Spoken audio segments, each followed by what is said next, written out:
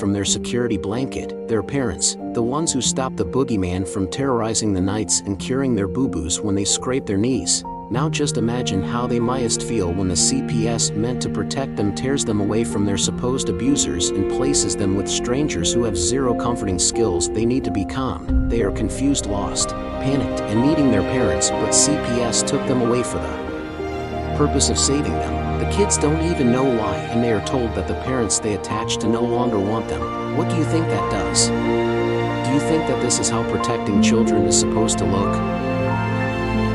Abolish CPS.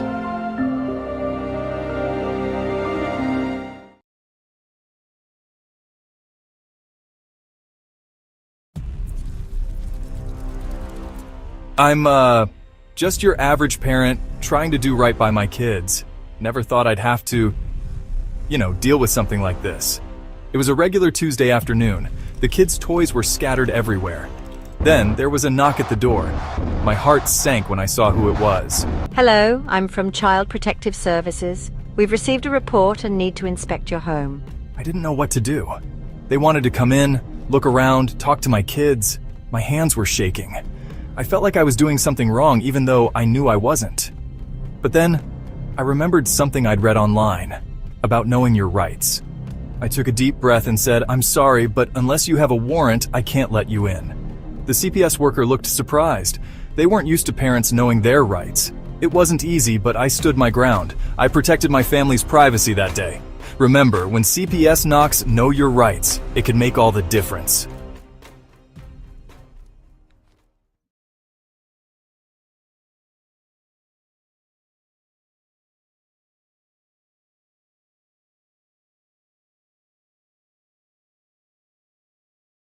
You already know do this as low as tonight.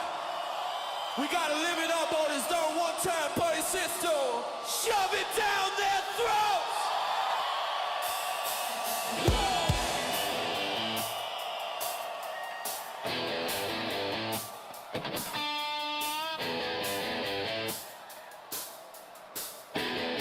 Well, they call it Tiff in the puncher.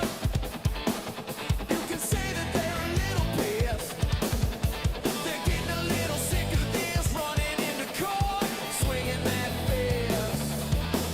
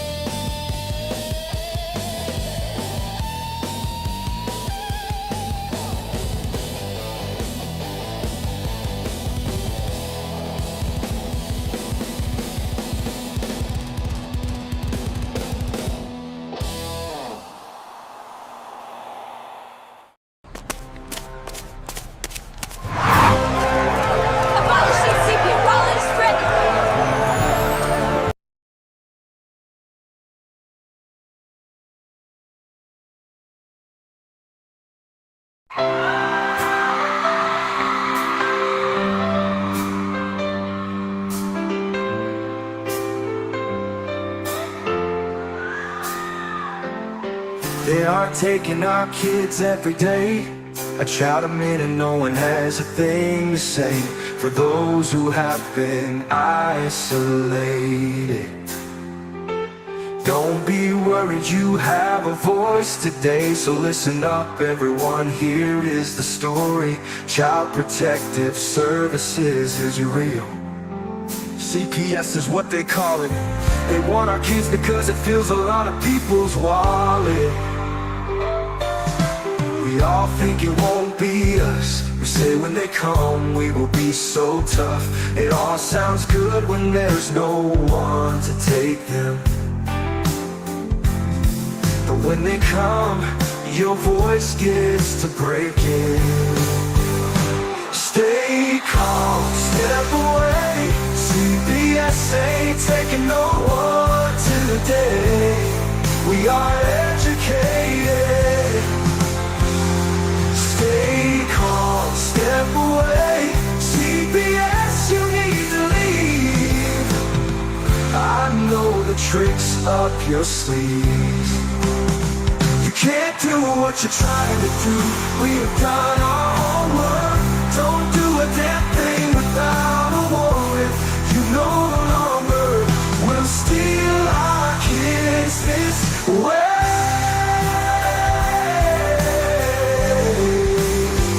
Tiff and the Punisher have come for the calling.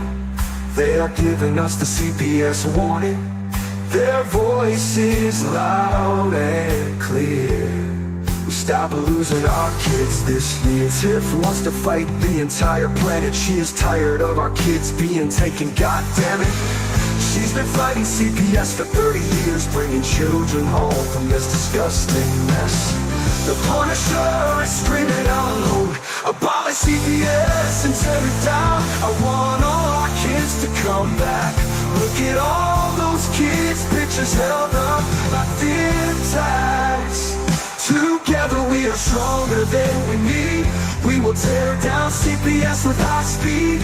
We will do so much being together. Birds of a feather flock together. So watch out CPS, here we come. Picking you one by one. We promise to bring back the family and prosecute the caseworkers unhandily. Give us back the kids you have taken. Tiff and the Punisher sending you all on a vacation. The one with bars in the windows and the only games you play are on Nintendos. Corruption in courts, here we come. We won't stop until it's done. You judges need to learn what you stand for. This is Tiff and the Punisher warrior, and we cry out to all of you out there. We need support for a cause that many don't care. All children are being stolen way too often. So CPS, we plan on doing the stopping. Stop it.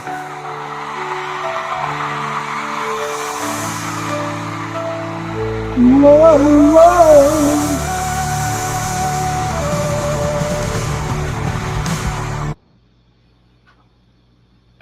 Let's shove it down their throats, Tiff. We need to do something. That's what the song says to do. I know. That'll get your fire burning. Yeah, it Or will. scare people away. One or the other. Sorry we're so late. It was my fault. How are we late when it's a surprise Friday? Okay, well, that's true. It's true. a surprise. It keeps you on your toes, you know? It could have been 6 o'clock tonight. True. Yeah. Or like Mary says, we might have not even come on. Well, that's true too. Oh, there we go. Everybody's going to call now because no one can call all damn day, but they're going to call when we get on the show. I swear to God, because every one of these people that call me get notifications that say that we're on. Right. And you know what? Make sure you guys check out cpsbreakingnews.com. Yep. We're going to do the big X button. And I'm going to do the do not disturb thing now. You're going to force me to do not disturb everybody because nobody can be responsible with the calling of death. I'll tell you. Why is the music on? Yeah, music's always on. Tiff. Oh, well, I It's a must only separate hear test. it. I only must only hear it in my headset. So there's 33% of everybody that watches us. What? Please subscribe to our channel. And share these videos because it does help our algorithm, and we need to get this stuff out. I know that other people are doing it too, but Not the way we're doing it. right. And it's good that other people are doing it too, but you need to spread this word because we're the only ones that are teaching people what they need to be doing to prevent this stuff. That's true. So, please like, share, and subscribe for the 33% of you that are watching that aren't subscribing.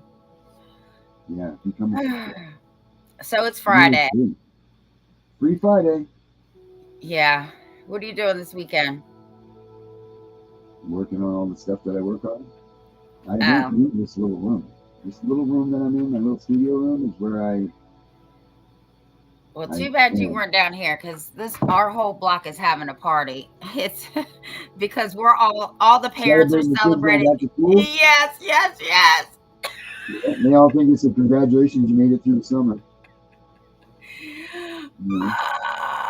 Yeah. You have a clown coming or anything? No, but like we all filled up our little inflatable pools. We all got our grills out. We Yeah, all you just stay away mowed. from the pools. You don't need to get stuck in the pool in front of the whole neighborhood. I'm not getting in the pool. I'm not getting in the pool. All right, K-Can, Classic Mommy, Debbie Anderson's cruising down the road. Debbie, keep your eyes on the road. You know what I want to do from now on when I come in? You know how I put you on and you wave? I want to come in and I want to take my shirt down from here on the hanger like Mr. Rogers. And I'm going to take my shirt off and then I'm going to put this one on. Like on Mr. Rogers. Oh my God. Oh my God. Did you ever see this thing? Do you know that I wear this one? I do know that you wear it. Yeah. I never saw the back though.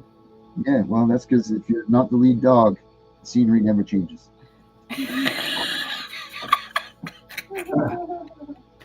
So, yeah.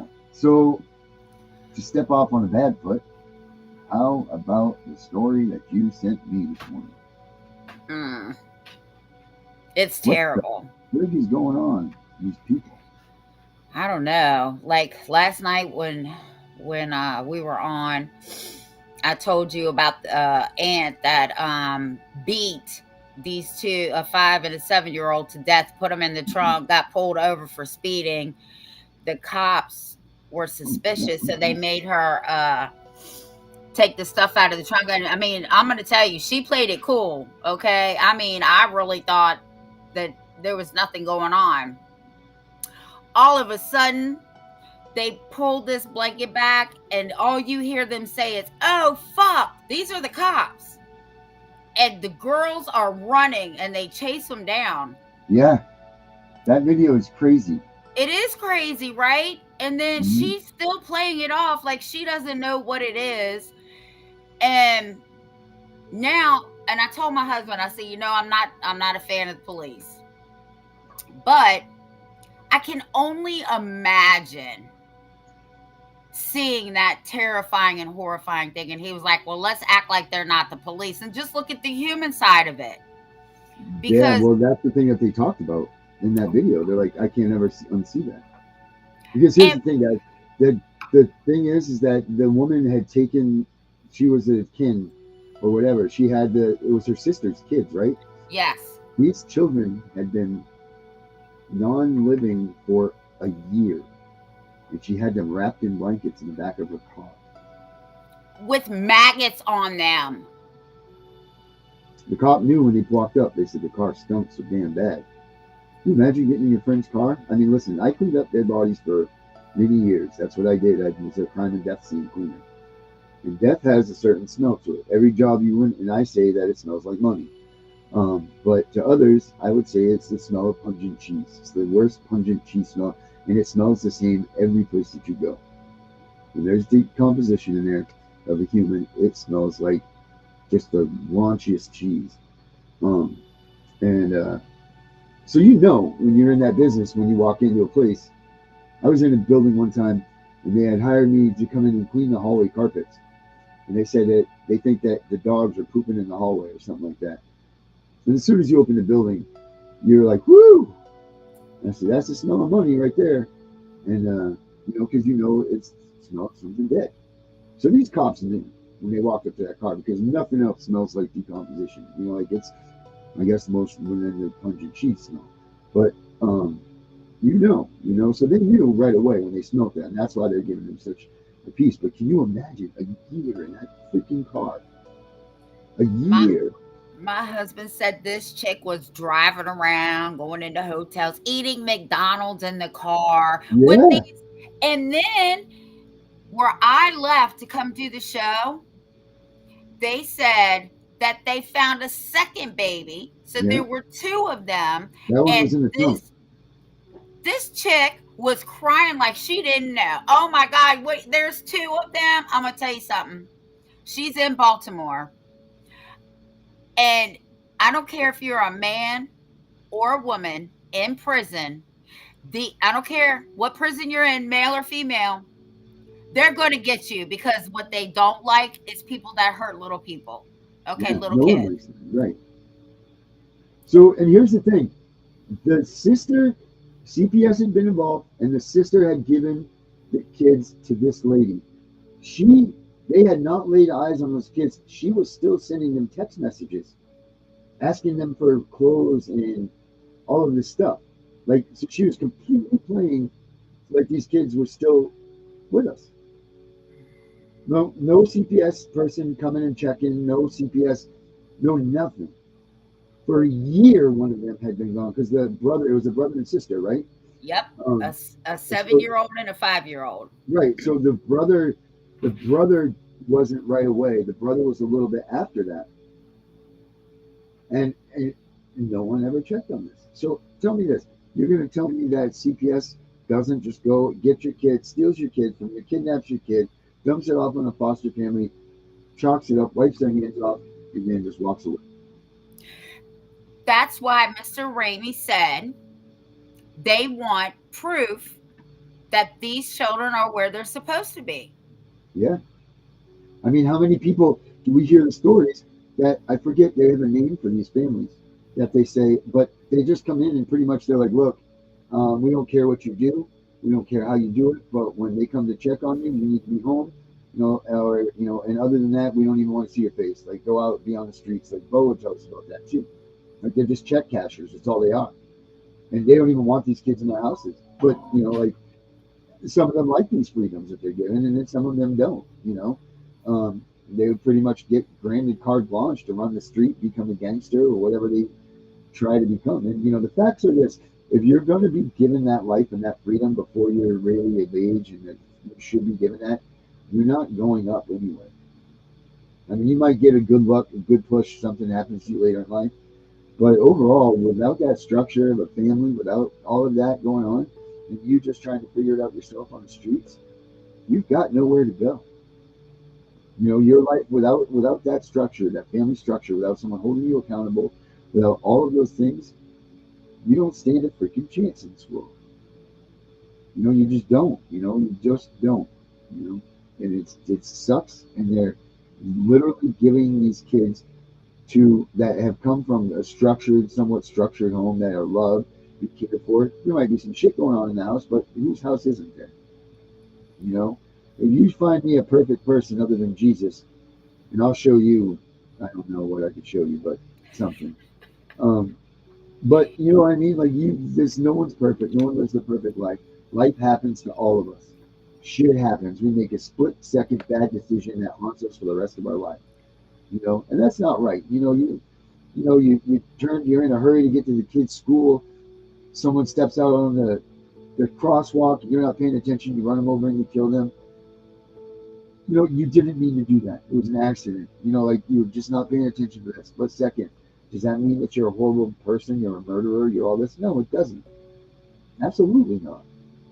And if anybody's going to feel the worst about it, it's going to be you. for doing that. But yet they're going to penalize you like you were a mass murderer and all this and that. And that's awful because you didn't mean to do that stuff. It's the same thing that happens, in CPS cases in most instances. Because let's be honest, CPS just doesn't randomly show up at your house. If there's one thing that we can all be honest about, it's not that you didn't do nothing to have CPS come in. There was a reason that a flag went up and something took place that concerned someone to come. Now, whether it was an anonymous phone call or whatever, that's to be, determined. But in most cases, it stemmed from something that we all made a bad life choice, right? That's fair to be said, correct? But it's up to us to defend ourselves and make it that way. And CPS should understand that life just happens sometimes. You can't predict what this is going to bring. Like I always say, caseworker could walk out in that street with your kid after they take them and they both get hit by a school bus and they're gone. And they didn't see that coming. And then now whose fault is this? You know what I mean? So,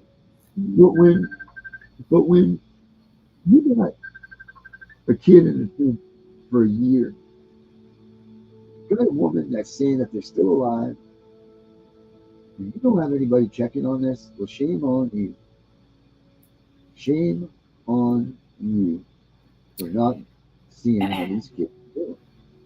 I mean, that's BS. They should be a mandatory every month check-in or something.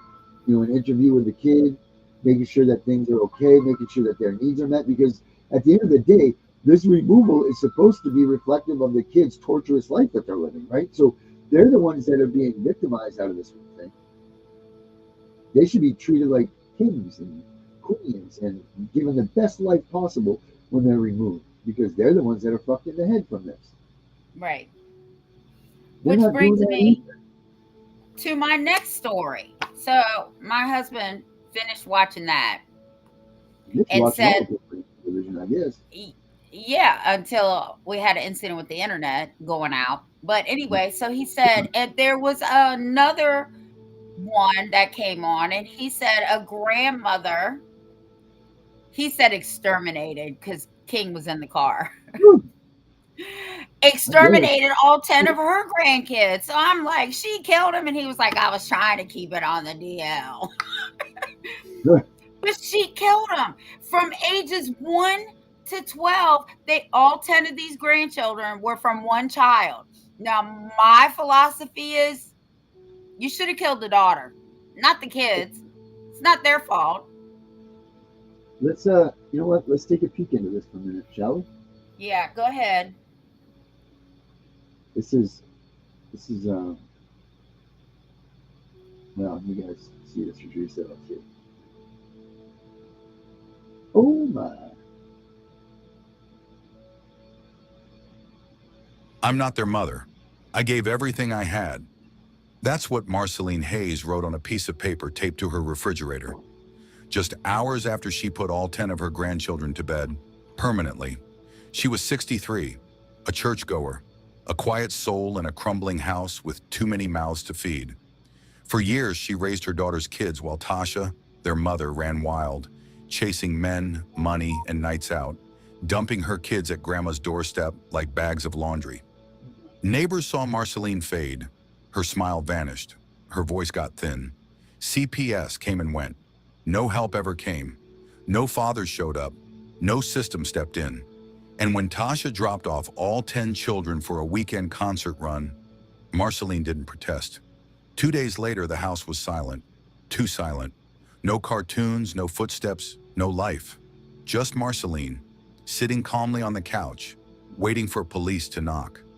This wasn't a crime of rage. It was a slow collapse. A woman buried by motherhood that wasn't hers, in a system that never cared. This is the story of the grandmother who snapped, and the 10 children who paid the ultimate price. Welcome to Crime Corner. Subscribe and hit the bell icon for more stories. Marceline Hayes had always been the quiet type, the kind of woman who stayed in her lane, paid her bills, and didn't speak unless spoken to. At 63, she still walked upright, wore her Sunday hat to church, and kept her garden trimmed. To neighbors in the sleepy town of Pine Bluff, Arkansas, she was a gentle soul. Soft-spoken, polite, and maybe a little old-fashioned. But behind the walls of her weathered 3-bedroom home on the corner of Maple Street, things weren't so peaceful. 10 children lived there, all under the age of 13. All hers, but not in the way people think. They were her grandkids. Loud, messy, hungry, growing grandkids. And every one of them had been left by their mother, Tasha Hayes. Marceline didn't ask for this life, but it found her. Tasha, Marceline's only daughter, was 30 years old and never still for long. She moved through men like wind through leaves. A new boyfriend each month, a new every season. She'd show up on Marceline's porch with car doors swinging open and kids climbing out like a clown car at a circus. Diapers in one bag, cereal in another. No warning, no groceries, no plan. Just a kiss on the cheek and a "love you, mama," before peeling out of the driveway. She called it getting her life together. Marceline called it something else, but never out loud. Inside that house, chaos lived on every surface. The fridge door was covered in crayon drawings and reminders for school lunch days. The living room had long ago given up trying to be a living room. It was now part playpen, part laundry station, and part battlefield. Marceline moved through it all like a ghost, cleaning, cooking, correcting, collapsing. She had a schedule written in marker on a taped-up piece of cardboard. Wake the older ones by 6:30, get the twins dressed by 7, feed the baby, find the missing shoe, remind Jacob not to hit, walk to the bus stop, come home, start all over. The oldest grandchild was 12, the youngest barely 1. There was no help, no other adults, just her aching back, and a mountain of responsibilities that never stopped growing. At church, people smiled at her. "You're so strong, Miss Marceline," they'd say, but none of them ever offered to babysit. No one asked how she was holding up. They saw her as dependable. That was the curse. On the surface, Marceline seemed fine. She showed up at parent-teacher meetings. She signed field trip forms. She even baked cookies once for a class party. But there were cracks, big ones. She talked to herself sometimes while folding laundry. She'd forget names when calling the kids to dinner. Her hands shook when she held the baby too long. She was unraveling slowly. The kind of slow nobody notices until it's too late. The truth was, that house was full of love once. But love, when stretched too thin, stops feeling like a blessing and starts feeling like a burden. Marceline never meant to become a parent all over again, but with Tasha gone more than she was around, she had no choice. She didn't complain. She didn't scream. She just carried the weight, alone, and that weight was getting heavier by the day. Every morning on Maple Street started the same. The sun would rise over cracked sidewalks and faded porch wings, and Marceline Hayes would already be outside, wrangling children like it was a job, because for her it was. Not one she applied for, one that landed in her lap and never left. She'd walk the same route to the bus stop, 5 blocks uphill. Her steps were slow, knees stiff from years of arthritis, but she pushed through, a baby strapped to her chest, a toddler clinging to one side, and a line of little ones trailing behind like ducklings. Their backpacks were too big. Their shoes barely matched, but she kept them moving. Some neighbors watched from behind curtains. Some waved. Some looked away. One woman across the street, Mrs. Dolores, once tried to help, offered her a ride. Marceline declined politely, said she needed the walk, but her eyes told a different story. They were glassy, red around the edges, the kind of tiredness that sleep can't fix. After the kids were gone, she'd trudge home with the baby on her hip and laundry waiting in heaps. Breakfast dishes in the sink, dirty diapers in the pail. No silence, even when the house was technically quiet. The crying always came. One child or another fussing, fighting, needing. She didn't complain to anyone, but her body did. Weight started melting off her frame, slowly at first, then faster. Her cheeks sank. Her arms turned to sticks. Her clothes hung loose like they belonged to someone else. Friends at church noticed. So did the mailman. But no one said anything past a polite, "You all right, Miss Marceline?" She always said yes, but she never looked all right. Sometimes when the house was finally still, Marceline would walk out to the mailbox. She'd linger there, not to wait for letters. She rarely got any, but to catch her breath. to feel the air, to be alone. That was when her neighbor Terry saw her. Terry never forgot that moment. Marceline stood with one hand on the mailbox, shoulders shaking, eyes closed. Tears rolled down her cheeks, but her face stayed neutral, like crying had become routine, something automatic. And under her breath, she whispered something that chilled Terry to her core. "Nobody sees me." Terry wanted to ask what was wrong, wanted to step in, but she didn't. She told herself it wasn't her business, that Marceline was tough. Maybe it was just a bad day, but it wasn't just one bad day, it was years of them. Inside that house, Marceline wasn't just a grandmother. She was a nurse, a cook, a mediator, a janitor, a counselor.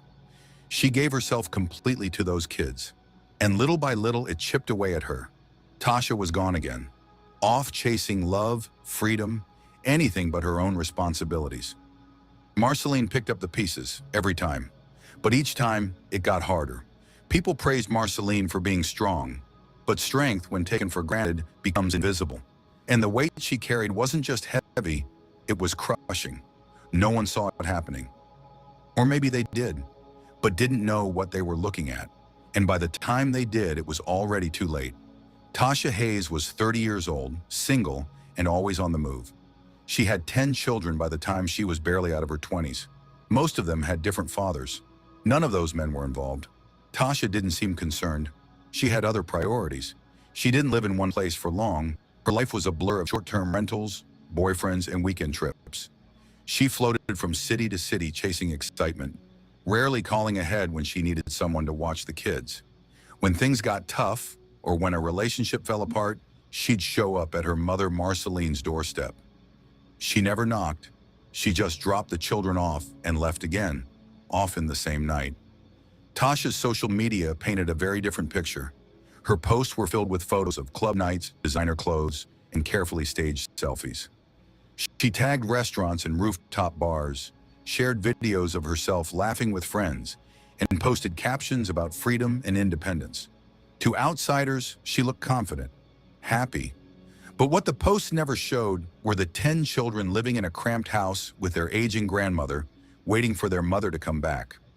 Motherhood for Tasha was a role she only played when it suited her. She described it as draining, like something that weighed her down. She often blamed her own rough upbringing for the choices she made, pointing to the strict household she was raised in. But while she talked about the past, she took little responsibility for the present. Instead of building something stable, she leaned on Marceline like a permanent safety net. Family members noticed the pattern but rarely confronted her.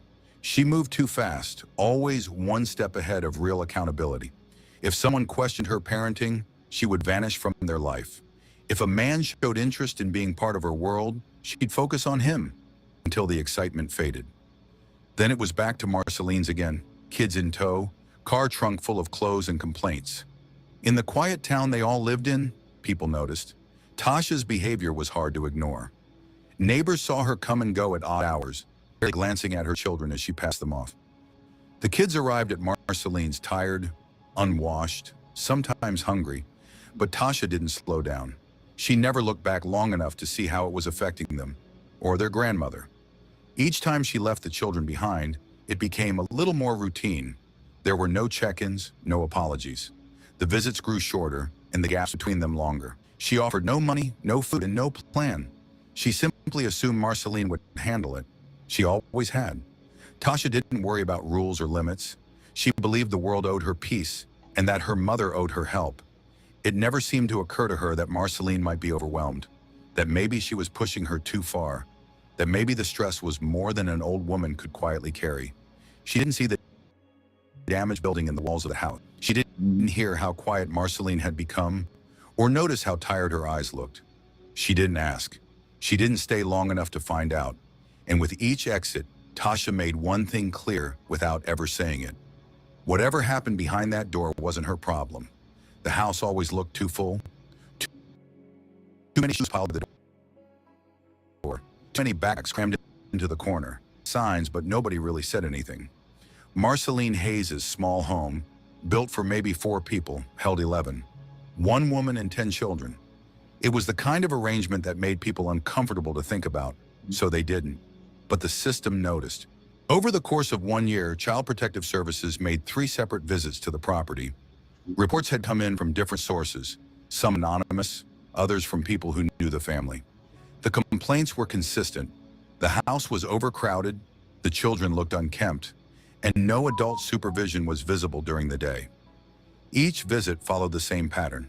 A knock at the door, a rushed conversation. Marceline, always polite, always calm, let them in. She showed them the bedrooms. She showed them the pantry. Everything was neat, at least on the surface. Beds were made, floors swept, the fridge had food. The kids, when asked, said they were fine, and that was enough. There were no bruises, no screaming, no immediate evidence of harm. So the caseworkers took notes and moved on. Some marked it as borderline but low risk. Others flagged it for follow-up, but nothing ever came of those follow-ups.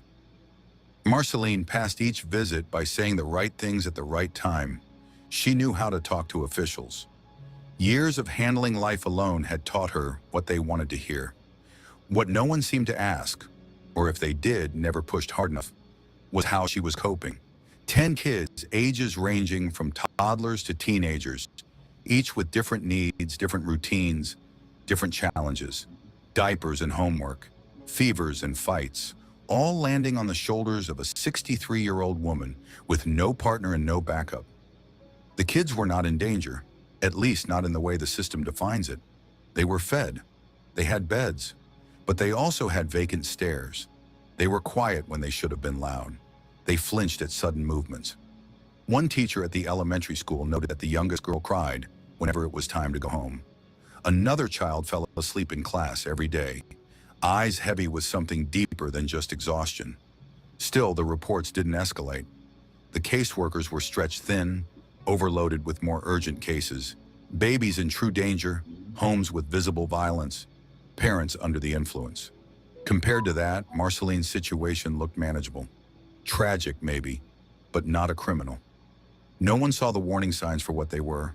Not the social workers, not the school counselors, not the neighbors who heard crying at odd hours but figured it wasn't their place. Marceline never raised her voice. She never asked for help. She just carried on, keeping up the appearance of control while her spirit slowly frayed. She passed every test placed before her. Clean counters, folded clothes, children who smiled on command. But what no checklist could measure was the weight pressing on her chest. The kind that made her body move slower, her thoughts grow darker. The kind that doesn't show up in reports until it's too late. And by the time anyone realized the truth, 10 children were already gone. Marceline stopped being herself long before anyone noticed. At church, where she once sang alto in the choir, her seat stayed empty for weeks. She used to bring the youngest grandkids dressed in their Sunday best, hair neat, shoes shine. But one Sunday became 2, then 3, until no one saw her at all.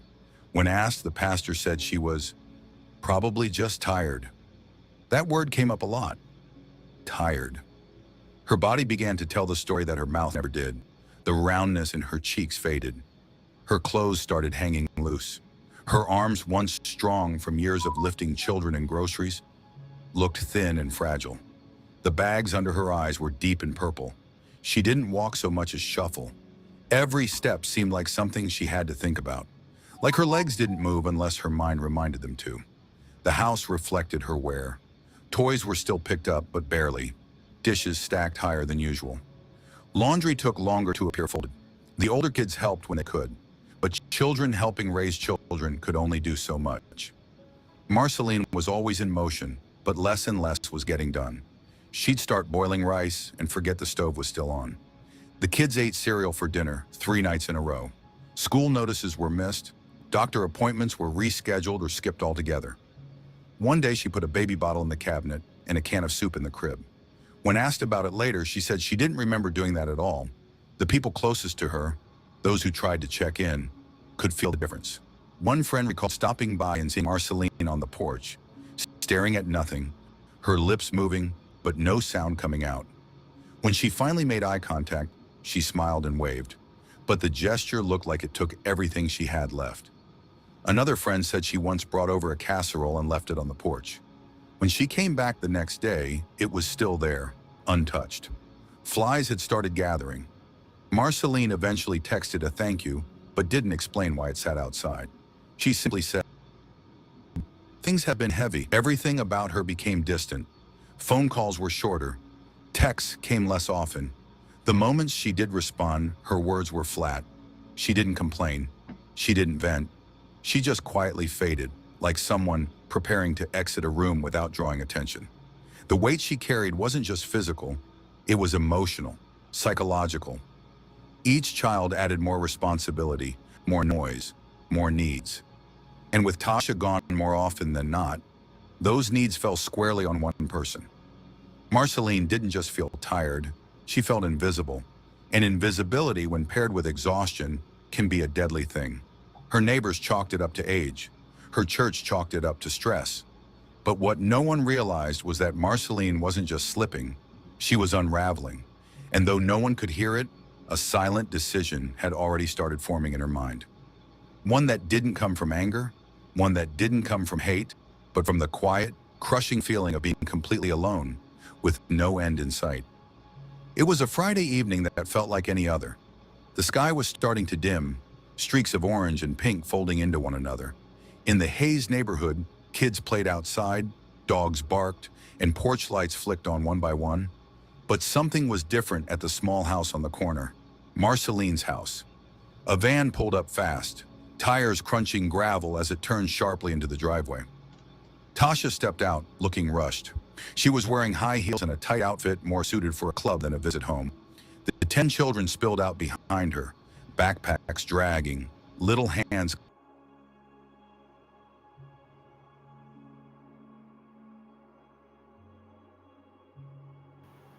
What happened?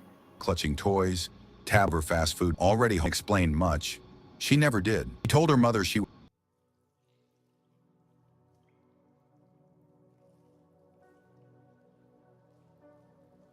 was headed to a concert. This time wasn't even asked how long. She didn't ask who the man was in the drive. She didn't ask anything. She just stepped back and let the kids inside one by one. Each child wandered toward their usual spot. Some went to the living room, some headed toward bedrooms, others asked what was for dinner. Marceline didn't answer. She just watched. Tasha disappeared just as fast as she'd arrived. A door slammed, the engine revved, and the van sped off into the dusk. No hugs, no looking back. Inside the house, chaos resumed immediately. The toddler began to cry because his bottle was missing. Two siblings argued over a tablet charger. Someone spilled juice on the hallway floor. One of the old kids asked if the Wi-Fi was working. Celine didn't move right away. She just stood at the door, staring at the street long after Tasha's taillights disappeared. Later that night, the house fell into uneasy silence. Marceline made sandwiches and passed them out without speaking. No hot meals, no bedtime stories, just white bread, a slice of ham, and a handful of chips. The children took what they were given. They learned not to ask for more. The living room light stayed on as kids dozed off in corners, on couches, and wherever there was space. The bedrooms were overcrowded, mattresses pressed against walls, with pillows shared between 2 or 3 heads. The hallway was lined with tiny shoes and laundry baskets full of clothes. The air smelled of baby powder and exhaustion. Marceline sat in her chair that night, the one by the window where she used to read her Bible. But she didn't pick up any yarn. She didn't turn a page. She just sat still, eyes unfocused, hands resting in her lap. Her breathing was steady, her posture calm. But something was off. Something had shifted deep inside her. Something no one would notice until it was too late. There was no scream, no outburst, only stillness, only quiet. And in that quiet, a choice had begun to harden, one she would not turn away from. By Sunday morning, the house at the end of the block no longer sounded like a home with 10 children. It used to be the loudest on the street, cartoons playing at full volume, back doors slamming, screen doors creaking, kids laughing and shouting over cereal bowls. But that weekend, there was nothing. Not a single sound came from inside Marceline Hayes' small house. The neighbor across the street, an older woman named Miss Cheryl, noticed it first. She stood on her porch drinking her coffee and squinted at the house. No movement behind the curtains. No little heads bobbing past the windows, no bikes in the yard. The driveway was empty, but that wasn't unusual. Marceline didn't drive. What was strange was how still the place looked. By noon, Cheryl walked over with a bag of muffins. She thought maybe Marceline was sick. Maybe the kids were visiting their mom, though that seemed unlikely. When she rang the bell, there was no answer. She knocked, waited, still nothing. Cheryl frowned, leaned down to listen. She thought she heard something, maybe a TV in the distance, but she couldn't be sure. She left the muffins on the doorstep and walked back slowly, glancing over her shoulder every few steps. Later that day, the mailman noticed something too. The mailbox, usually empty by morning, was overflowing. Letters were stuffed tight, one hanging half out, fluttering in the breeze. Packages sat untouched on the front stoop. A small shoebox with a child's name written in marker had been left on Friday, still there. The mailman paused, took a mental note, then moved on. By sunset, the neighborhood was watching. Windows were cracked open. Curtains were lifted an inch or two. Everyone knew the Hayes house was usually alive with sound. It had become part of the landscape, the noise, the activity, the daily shuffle of raising 10 kids. Without it, the street felt unbalanced. By Monday, concern grew into tension. Some wondered if the family had left. Others whispered things they couldn't explain. A couple of children from down the block dared each other to peek through the side window. They climbed onto an old milk crate and tried, but the blinds were closed tight. A family member, a cousin from the next town, drove by that evening. She was the type to check in randomly, especially when she hadn't heard from Marceline in a few days. She tried calling, but the line went straight to voicemail. Texts went unanswered. The cousin parked, knocked hard on the door, waited, then called out Marceline's name. Nothing. By Tuesday morning, she came back with a spare key. She stood on the porch for a long time before unlocking the door. The air inside felt heavy, not stale but thick, like it hadn't moved in days. The quiet wasn't peaceful, it was wrong, too deep, too still. She didn't go far before backing out and calling 911. What she had seen inside was just enough to know something was terribly wrong. She didn't need to count. She didn't need to touch anything. The silence of Birchwood Lane had turned into something else entirely. The call came in just after 9 a.m. A relative had gone to check on the Hayes family and found something she couldn't explain. The 911 dispatcher's voice stayed calm, asking for details, but the woman on the phone couldn't form clear sentences. All she kept saying was, "You need to send someone. Please, now." Police arrived within 10 minutes. They knocked first. No answer. Then they tried the door. It was unlocked. Inside, the house was silent. Too silent. Officers entered carefully, one hand on their holsters, unsure of what they were walking into. The living room was clean. Too clean. The television was off.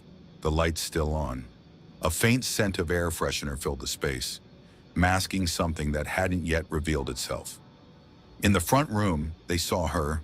Marceline Hayes sat calmly on the couch, her hands folded neatly in her lap. She looked up at the officers without fear, without emotion. Her face was blank. Her clothes are tidy. No signs of struggle, no sign that she had been harmed. But her eyes told a different story. Vacant, like something inside had already left. They asked her to stand. She did. Slowly, stiffly. She said nothing. Officers began moving through the house, room by room. Each door creaked open to reveal the same awful scene. 10 children, all tucked into their beds, fully dressed as if they had been laid down after a school day. Each one motionless, lifeless. There were no signs of a fight, no mess, no panic, just stillness. One room had bunk beds, 2 boys resting above, 2 below. Another room held a crib, where the youngest, a toddler, was placed gently on his back. Every child had been killed in the same way. The exact details were not immediately released, but it was clear to investigators that this was not an accident. There were no signs of outside entry, no forced doors, no broken windows, nothing to suggest someone else had come in. Crime scene investigators arrived shortly after. They photographed every room, bagged evidence, took samples. They searched the kitchen drawers and medicine cabinets. They checked for poison, checked for drugs. Everything appeared in order, too much so. It was as if Marceline had planned every step. The bodies were removed quietly, placed into black bags and carried into waiting vans. The neighbors who had gathered across the street began to cry. Some covered their mouths. Some whispered prayers. Others just stared, unable to believe what they were seeing. The house that had so loud was now the quietest on the block. And inside, Marceline never asked what would happen next. The photo beside the note was one of the youngest child, barely a toddler, chubby cheeks, big smile. He wore a red t-shirt that said, "Mommy's favorite." The paper next to it, taped unevenly to the fridge, stood in stark contrast to the joy captured in the image. The note wasn't long. It didn't ramble. It didn't beg for forgiveness. It simply said, "I'm not their mother. I gave everything I had." Those words would go on to define the tragedy. In the media, in court, in every discussion about what happened inside that quiet home in Arkansas. For the officers who discovered it, the meaning was clear. This wasn't a crime of passion. It wasn't impulsive. It was methodical, pre-planned. The handwriting had been traced over more than once, as if Marceline wanted to make sure every letter was readable. She had thought about what she wanted to say, and more importantly, what she didn't want to say. She didn't write any of their names. Not her daughters, not the children's. Just that single haunting message. And the placement, right on the fridge, where you'd normally see crayon drawings or grocery lists, only made it worse. Investigators took photos of the note before removing it. It was bagged carefully. Forensic teams checked the ink, the tape, the paper. Nothing unusual turned up. It was a common marker, standard paper, the kind found in any home office. But its impact, anything but ordinary. Family members were contacted immediately. Tasha couldn't be reached. Several cousins were notified. One aunt fainted at the news. No one could understand how things had gotten to this point. Some asked why no one had seen it coming. Others claimed they had, but no one listened. The note made people argue. Some said it proved Marceline had snapped, that she didn't know what she was doing. Others said it showed just how aware she was, enough to write a final message and calmly wait for the consequences. News outlets got hold of the note's content within hours. It was all over the local headlines. "I gave everything I had." That quote became the tagline of the tragedy. It was printed beneath every photo of the house, of Marceline, of the children. TV anchors repeated it. Experts debated it. Viewers whispered about it in their living rooms. Online, people began dissecting it. Was it a cry for help? A final act of defiance? A cold truth spoken by a woman who'd been pushed too far?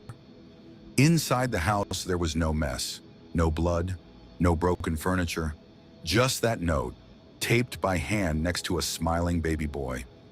There were no fingerprints other than Marceline's. No sign anyone else had even touched it. The message wasn't hidden. It wasn't tucked away in a drawer or scribbled on a bathroom wall. It was out in the open, like everything Marceline had carried for years. Open, but ignored. She didn't try to run. She didn't try to hide the evidence. The note wasn't for the police. It wasn't for the press. It was for whoever finally showed up. Too late.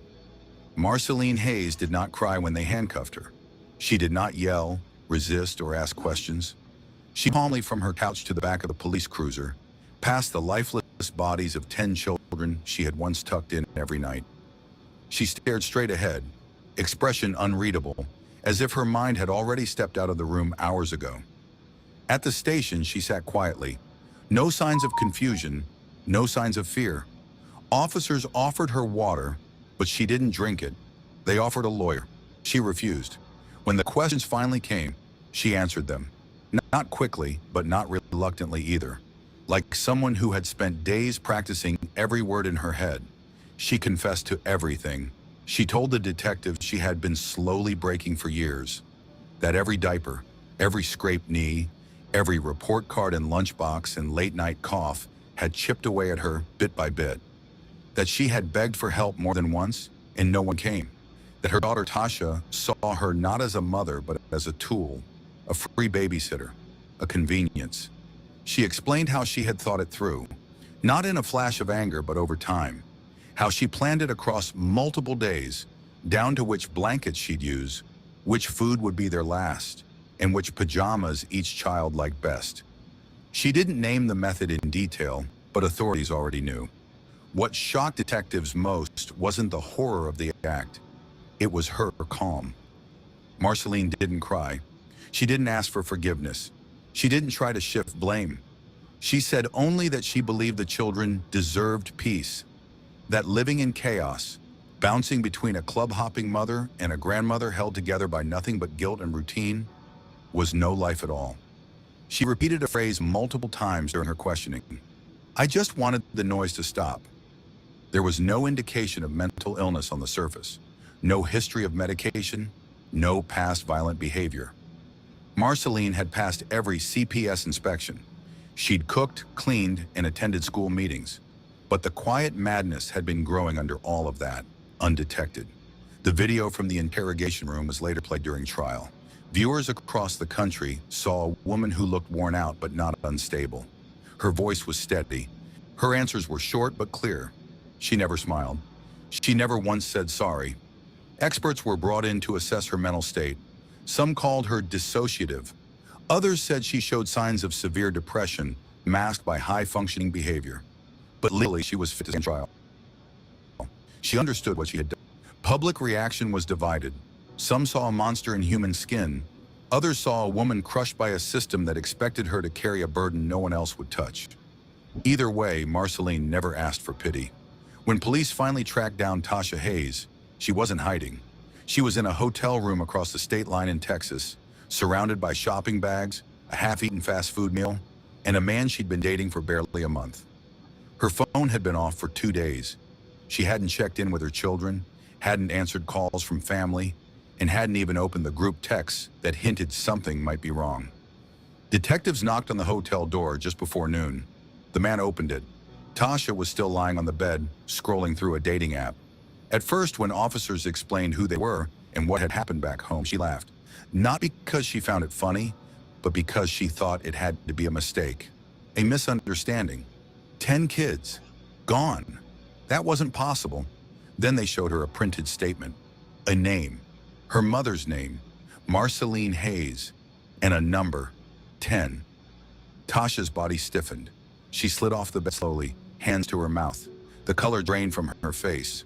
Her knees gave way, and she dropped to the floor in a silent collapse. For a few seconds, there was no sound. Then came the screams, loud, gasping, and broken. But back home, her cries were met with more bitterness than sympathy.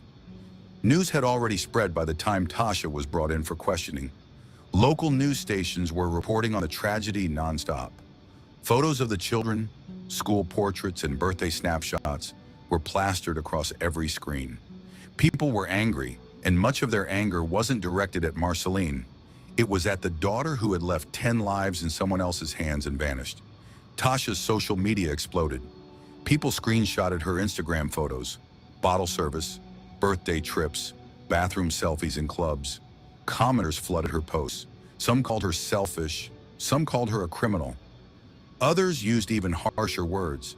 They blamed her for leaving her children with a woman who was clearly overwhelmed. They blamed her for knowing deep down that her mother was drowning and doing nothing. During police questioning, Tasha said she had no idea Marceline was struggling that much. She said her mother always looked fine and never asked her to stop. When asked how often she left the kids with Marceline, Tasha said she couldn't remember.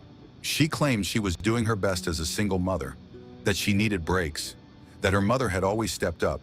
But those explanations rang hollow to investigators. Her best was disappearing for days without checking in. Her breaks lasted weeks. And every time things got hard, she dropped the weight on someone else.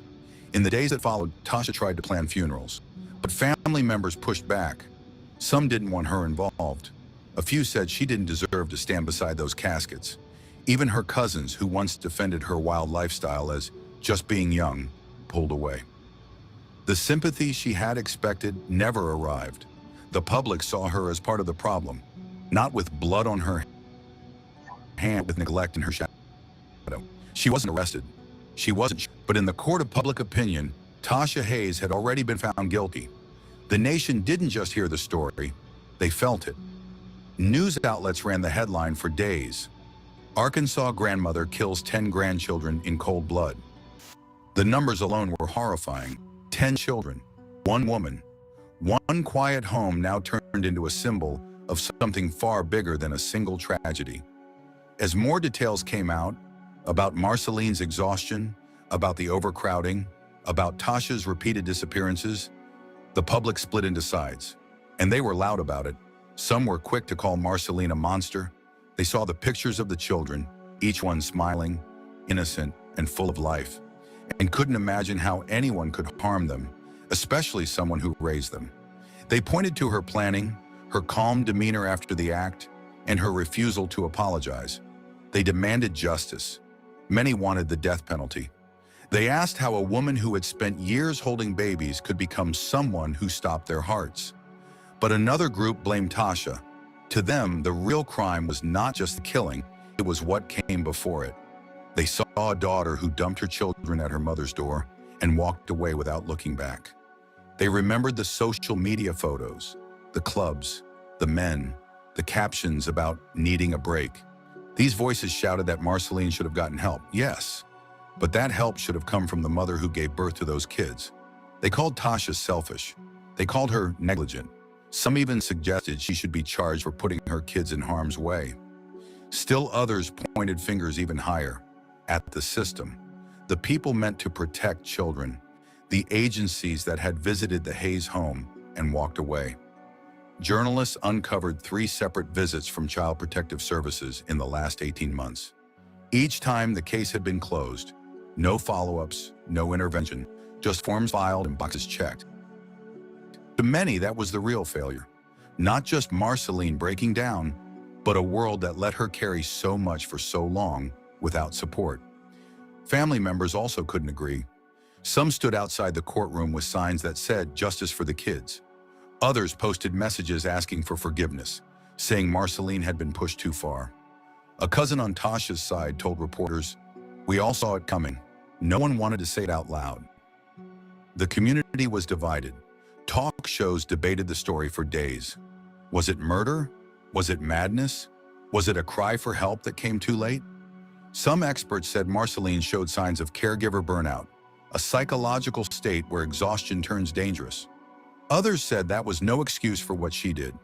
Comment sections were filled with arguments. Mothers blamed daughters, daughters blamed grandmothers. Everyone blamed someone. And in the middle of it all were 10 small faces. Their names were read aloud at vigils, their school teachers lit candles, and their classmates left drawings on the fence outside the house. The mural went up quickly. 10 stars, 10 smiles.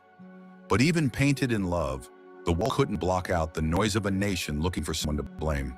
The truth didn't come from the courtroom or the family. It came from paperwork, files buried deep in a case management system nobody had touched since last year. A local reporter filed a records request out of curiosity, hoping to learn whether Marceline had ever asked for help. What came back changed the story entirely. There were 3 calls, all made by Marceline herself. 3 times she had reached out to Child Protective Services in a 12-month period. 3 different caseworkers had spoken with her. Each time her words had been nearly the same. The first report came in just after the start of the school year. Marceline said she was overwhelmed. She had 8 children with her at the time, some toddlers, some in middle school. She asked if there were programs to give her a break. Respite care, maybe. A caseworker made a note. Caretaker appears tired, but not in immediate danger. Suggested local food pantry and after-school tutoring options. Case closed in 7 days. The second came during the holidays. Christmas was around the corner. Marceline had all 10 kids under her roof.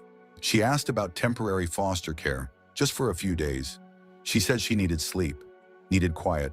The note read, "House clean. Children appear healthy, no signs of abuse, referred to a local nonprofit, no further action."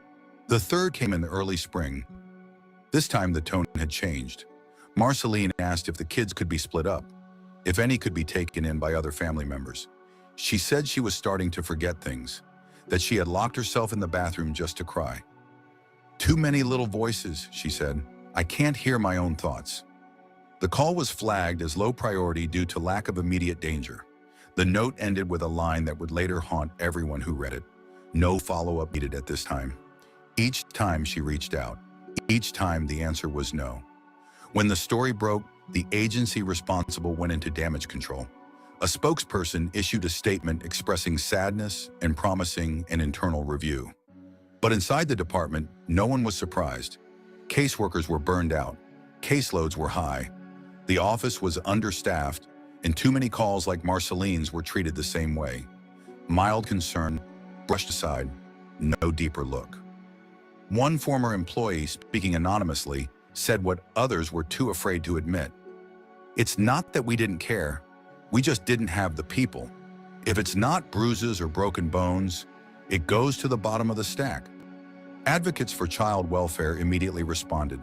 Some blamed leadership, others said the rules needed to change. But for the public, the damage was already done. The idea that help had been asked for and denied shattered whatever simple version of the story remained. It didn't excuse the outcome. It didn't bring the children back. But it added something cold and awful to the narrative. Not just that a woman had broken, but that she had whispered for help and no one had listened. After the news spread, the public began asking another question no one had dared to say out loud in the first days of grief. Where were the fathers? Of the 10 children who lost their lives in Marceline's home, 8 had different last names. School records and medical forms showed a list of fathers. Different spellings, different addresses, and in many cases, no contact information at all. In some files, the father field was simply left blank. No emergency contacts, no guardianship notes, just Marceline. When the police tried to notify next of kin, they ran into dead ends. Some numbers were disconnected, others went to voicemail and were never returned. A few men hung up when they learned what had happened. Not one father showed up at the hospital, not one came to the morgue to identify a child. The coroner's office waited days before proceeding. When no legal guardians came forward, Marceline was legally recognized as the next of kin for all 10. Even in death, the responsibility remained hers. Reporters tried to track down the men. They searched social media, scanned old mugshots, even visited addresses linked to child support filings. One man was in another state with a new family.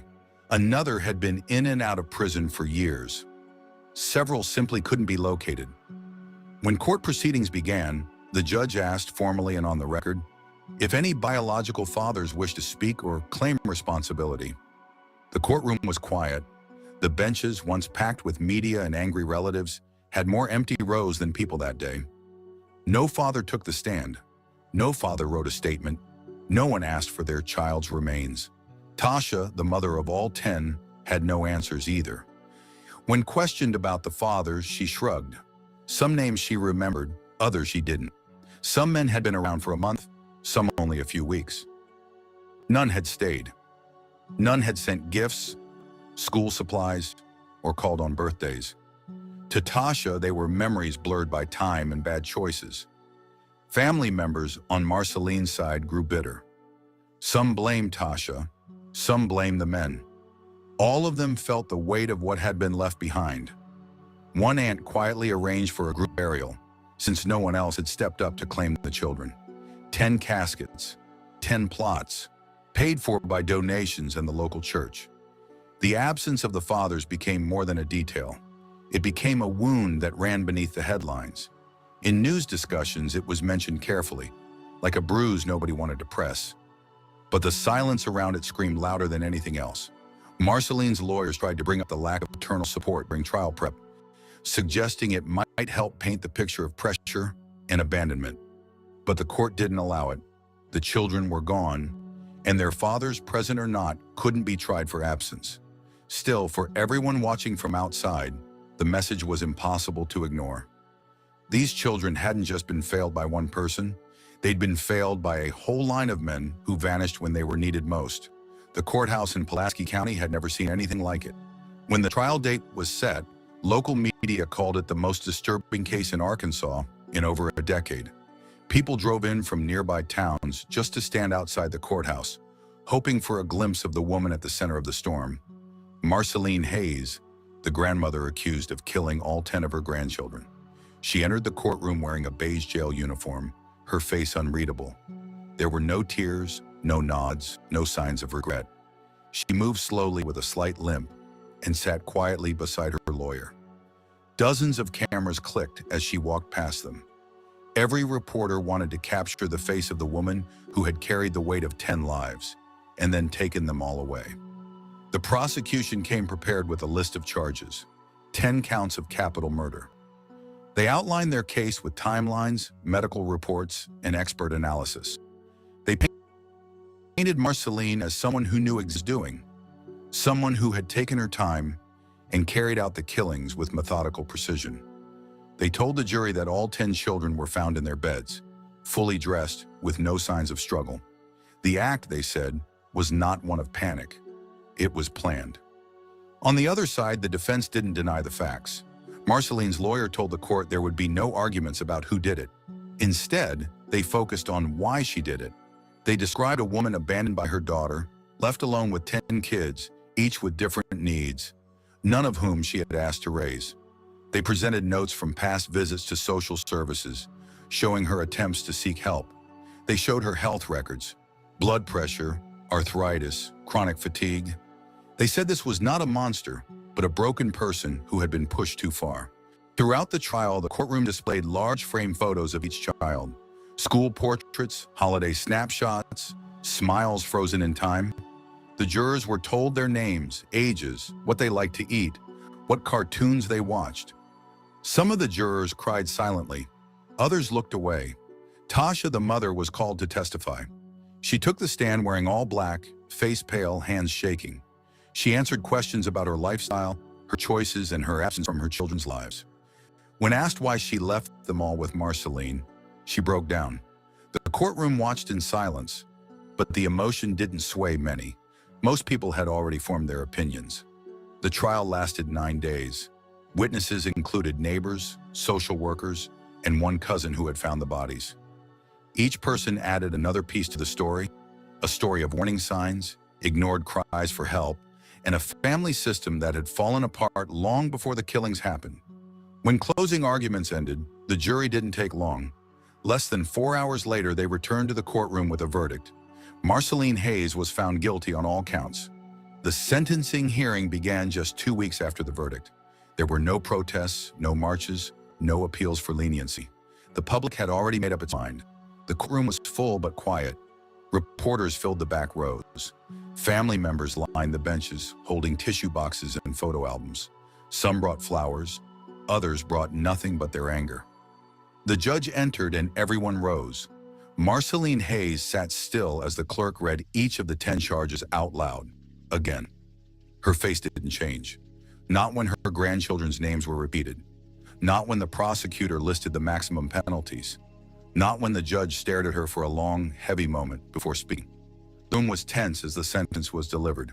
10 consecutive life sentences without the possibility of parole. The decision meant that Marceline would never be a free woman again. She would die in prison. Still, she didn't blink. She didn't cry. She didn't look at the family member sitting behind her. Her hands stayed folded in her lap. Her shoulders didn't move. It was as if she'd already gone. The judge gave her the chance to speak if she had anything to say to the victims' families or to the court. For a moment, it seemed like she might say something. Her lips parted slightly. Then she closed them again. Finally, after a pause, she looked up and answered with words that struck the entire room like a slap. I raised them longer than their mother ever did. Someone near the front row stood up and stormed out. Others whispered in disbelief. Tasha sat frozen, lips trembling, unable to respond. The judge, no apology came. No explanation followed. Marceline was escorted out by 2 guards. She didn't look back. As she left, one of the reporters scribbled in his notepad, "The grandmother who killed her grandkids walked out without a tear, without remorse." The courtroom cleared out slowly. Some family members cried quietly. Others stared straight ahead. A few hugged.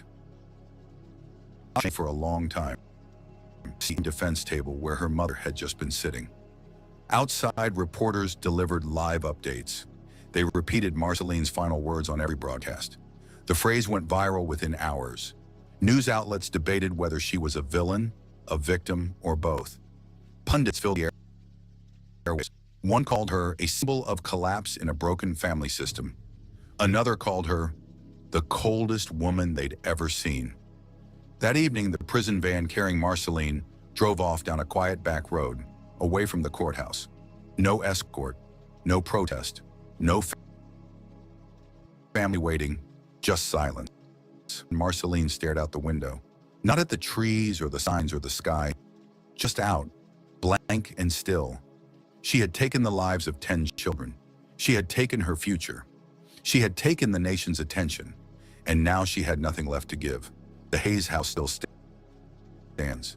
Its paint is faded now. The yard grown, weeds curling through the cracks in the driveway. The porch light, once left on every night for safety, hasn't flickered in months. No one lives there. No one dares.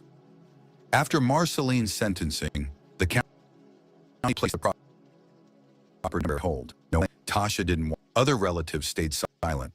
The house, once packed with the sound of footsteps, cartoons, and crying, fell into a strange silence, a kind of stillness that made the whole neighborhood uneasy. A few weeks after the trial, volunteers painted on the side of the community center, just 3 blocks away. 10 smiling faces, one for each child, with colorful backgrounds and soft halos. Underneath were their names, birthdays, and a phrase: they deserved better. People handles. Some brought teddy bears. A few local pastors held a vigil. It was peaceful, but it didn't erase what happened. Back at the house, the window stayed shuttered. Someone had taped cardboard over the glass in the back bedroom. The front door still had police. Mail overflowed from the box of a stop delivery. Utility trucks came and went, turning off water, gas, and electricity. But no one went inside again after the police cleared the scene. In the shadows where silence screams, the truth lies buried beneath the seams. CPS is out, hunted on the prowl. With the badge of justice, we'll take the vow.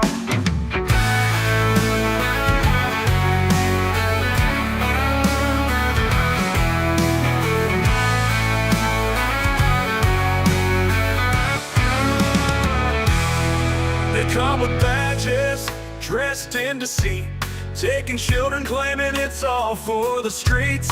We rise up, we won't be ignored. The CPS Punisher leads us toward the score.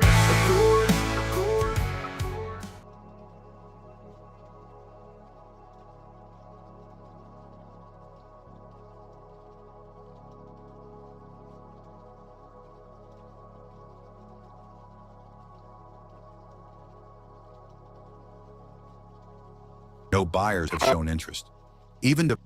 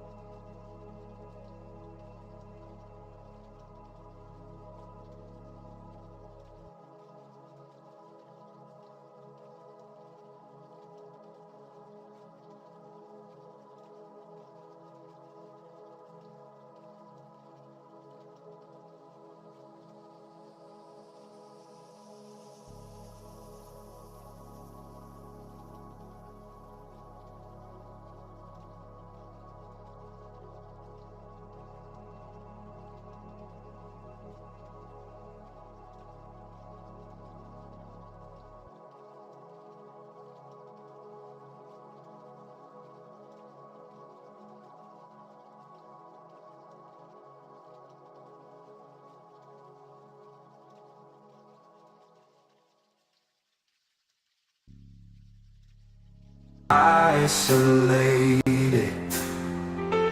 don't be worried.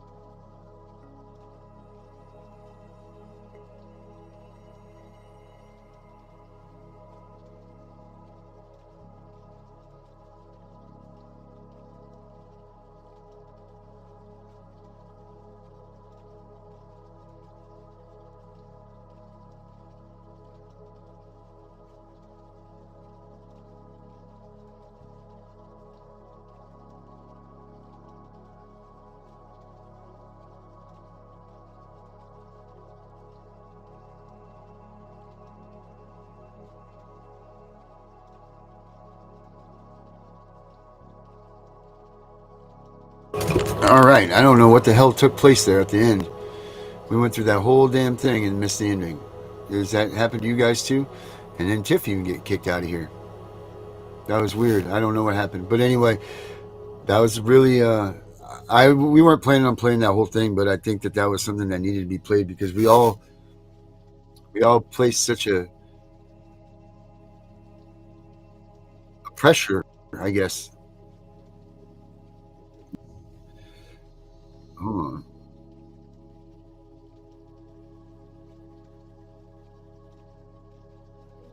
Hang on 1 second, guys. Bear with me here.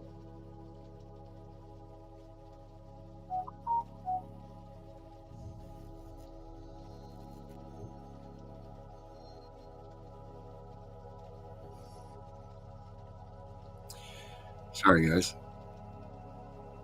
There we go. All right. I don't know what the hell's going on. That was just the damn weirdest thing, man. Anyway.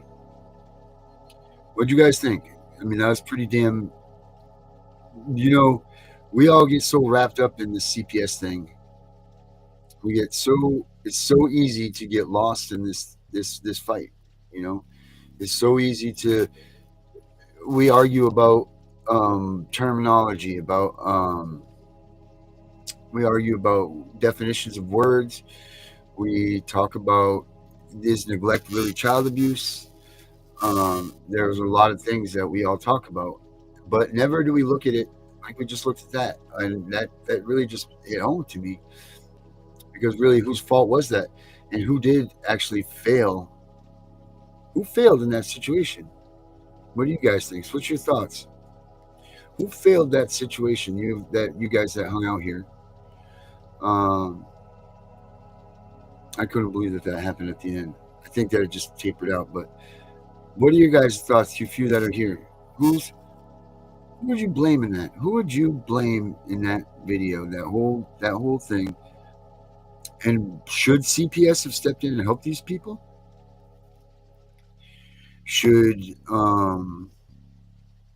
What should have been done there?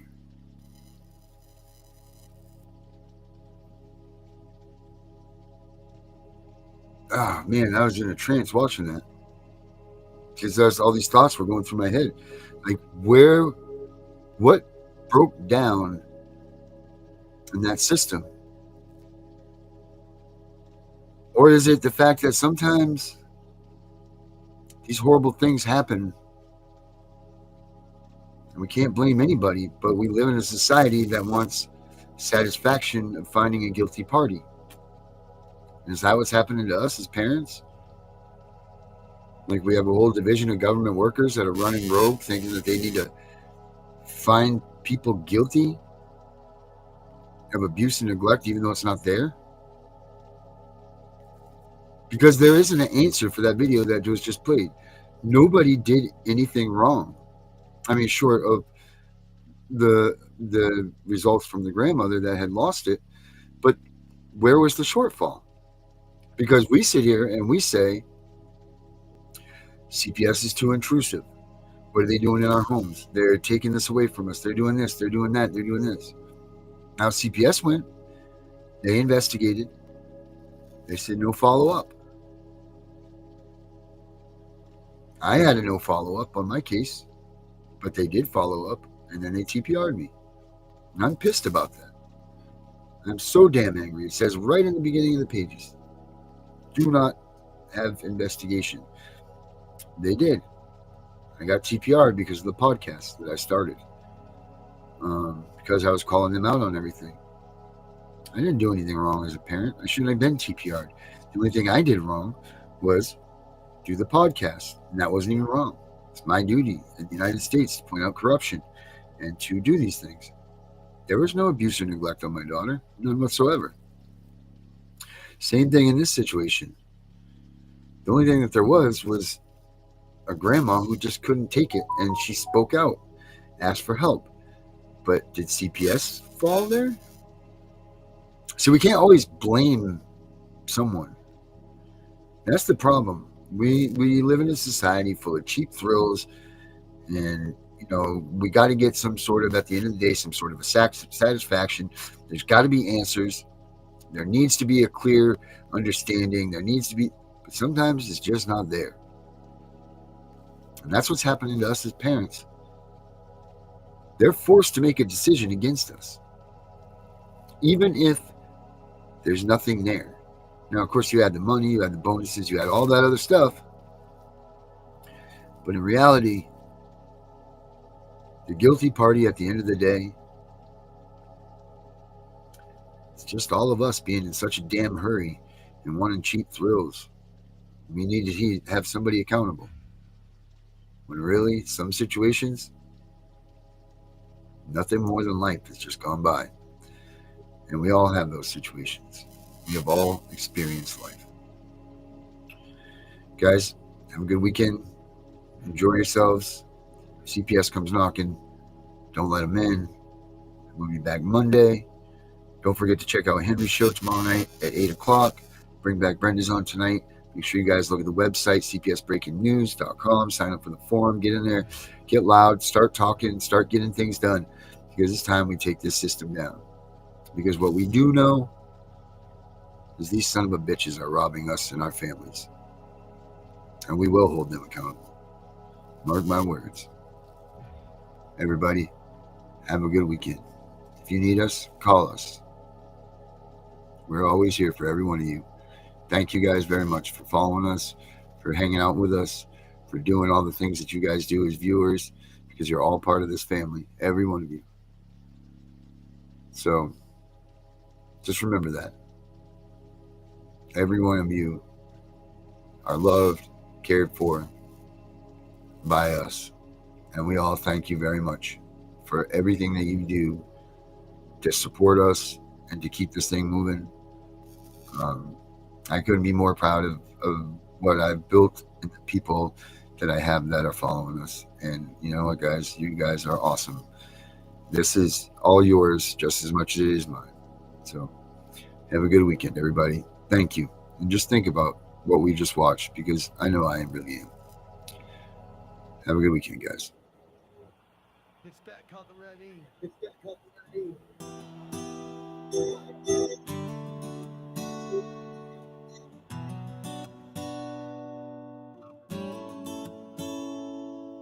We live in a time where we question our frame. When they ask us what our rights are, they say, yeah, don't need them. What a mistake that is to say.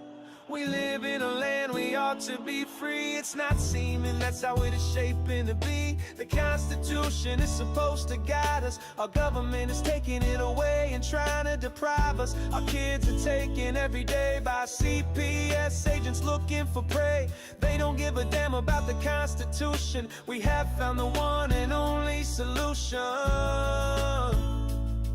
There's a couple of people you should know. Tiff and the Punisher is their show. They want to stop CPS from stealing our kids, fighting beside us and trying to guide us. Tiff has a heart of gold. She blasts these caseworkers when they are wrong.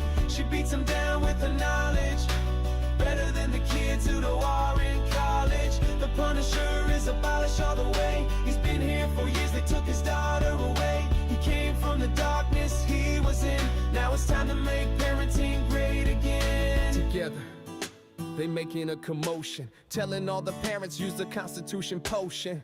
You have rights, did you know? Learn to use them on Tiff and Punisher show. We all admit the times are hard. No little children in the front yard.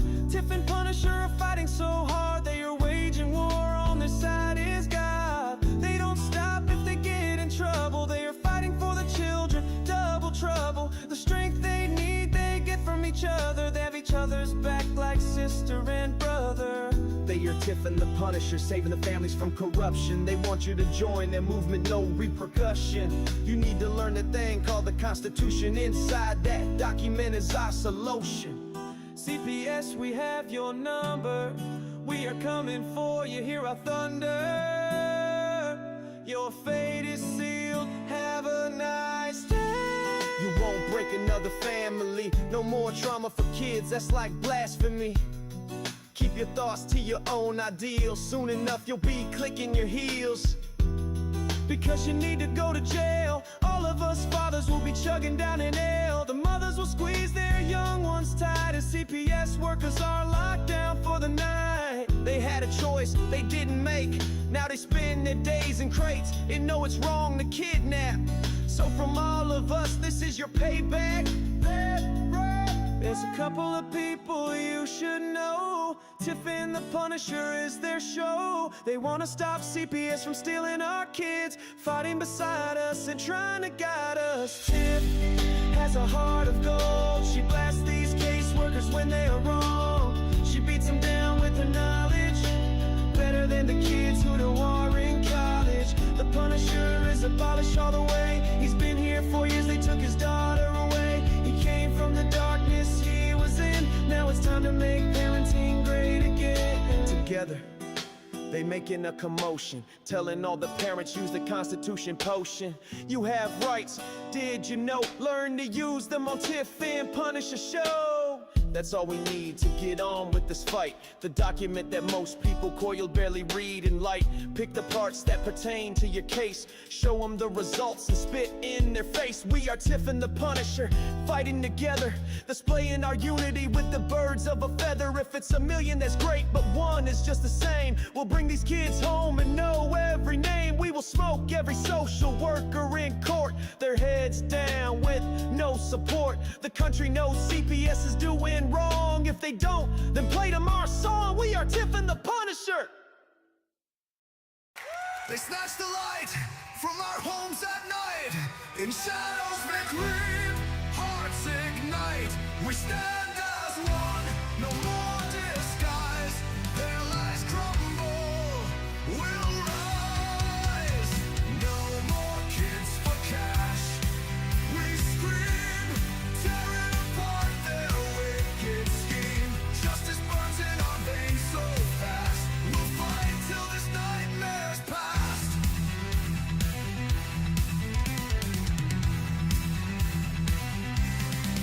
The Punisher calls, the battle's near.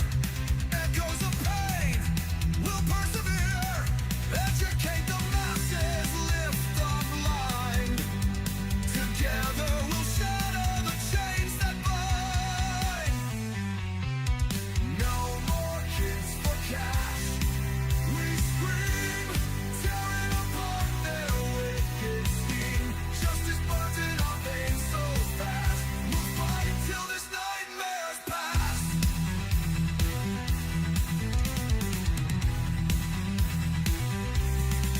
The scars they leave, they'll never fade. But our will's a sword, a justice blade. For every tear, for every plea, we'll fight to set our children free. No more kids for cash. We scream, tearing apart their wicked scheme.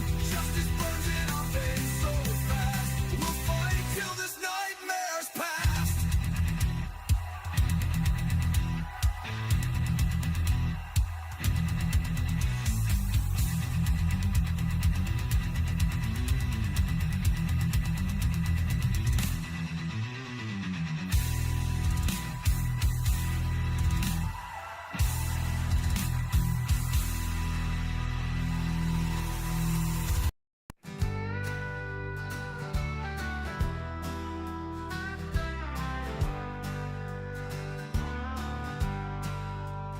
Tiff and the Punisher rising to the call, fighting for the children, standing tall. Constitution in hand and we're ready to ball. Rights worth protecting for one and all.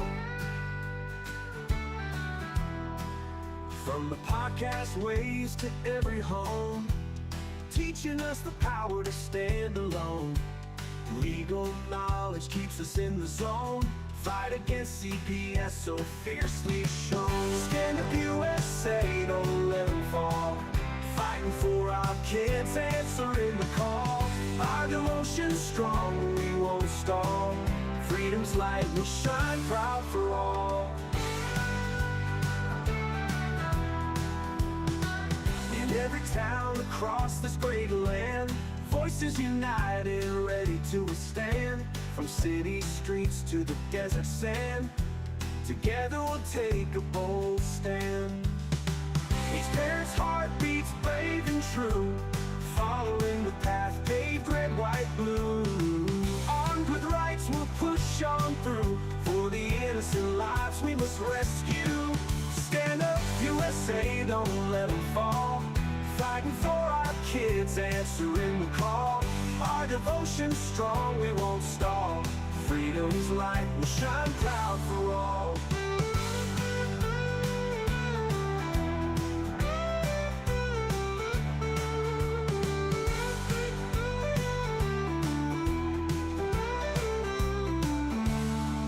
Each parent's heart beats brave and true, following the path paved red, white, blue. Armed with rights we'll push on through, for the innocent lives we must rescue.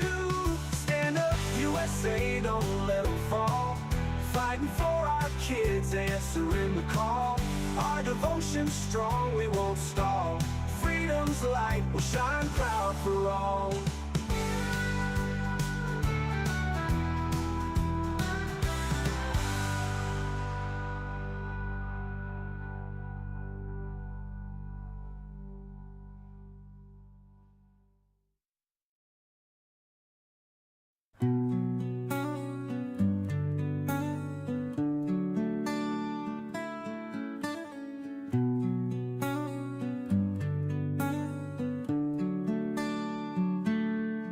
When the day begins rolling in through from the night, been awake 4 damn days, still ain't nothing right. As I look at my wife so peaceful, I know it's just a matter of time when she wakes again and I hear her lose her mind. It's hard enough having the kids taken away, for the lies they spread have made it this way. I know you won't hear the truth, and that is not your fault. So I've been writing these songs to put in this vault. Every day without you is so friggin' long. Looking at the calendar, I wonder where has the time G1. All I do is bury my head in books, to one day get back my kid they took. I never imagined this would be my life. We loved you so much, we never let you go. But when they came for you, I didn't know what to do. Waving from the back window is what I saw. My little girl in caseworker taking off. It wasn't fair, no one cared. That's what happened the day I lost. Why did this have to be us? There was nothing wrong, in God we trust. I challenge you, God, why is it me? He answers back, who would you rather it be? I don't know quite how to answer. Is it a challenge or is it an answer? Regardless of the choice, I still miss that voice that used to say, Daddy, I love you, good night. God, please do me a solid. You have all the worldly knowledge. Does she remember my name? Is she in pain? Will I ever see her again? I'm still asking the question every day, just waiting for him to shout out and say, but I don't hear a damn thing. I see an empty swing, and back in the books is where I'll be.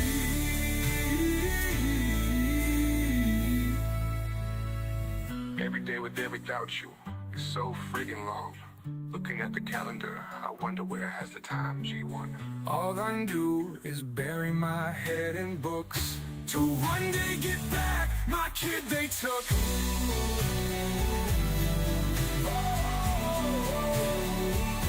My kid they took.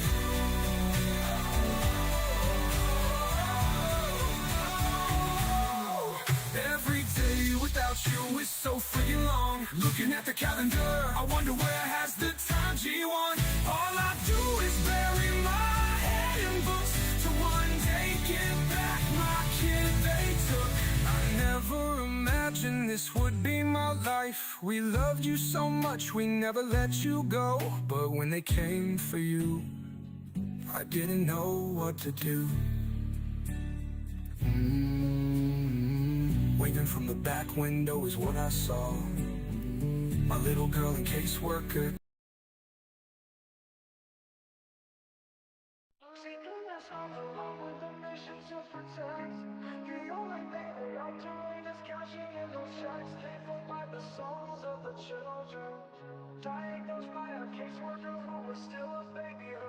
They take away the fathers, leaving just a mom and cubs. They know that with that out the way, the better things will go.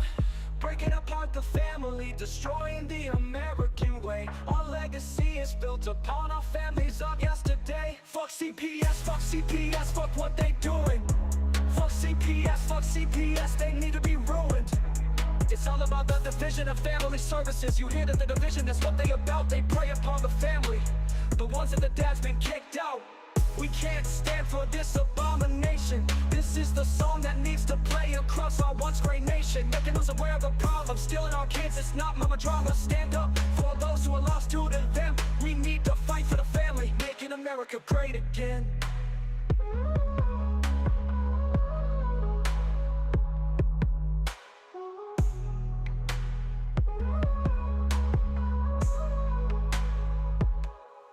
CPS comes along with the mission to protect.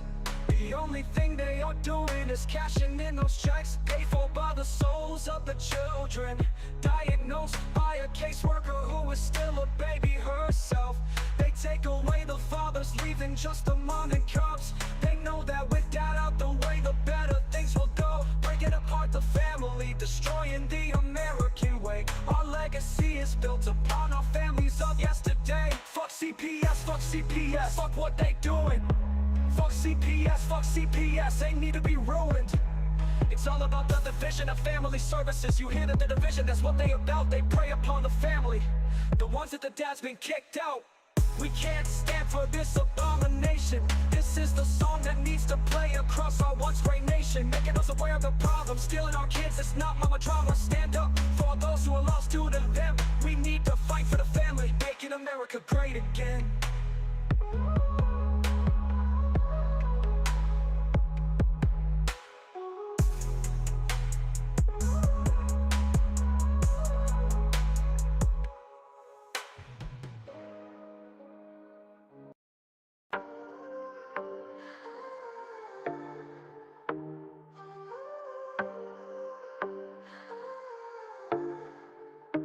I'm so tired of living scared.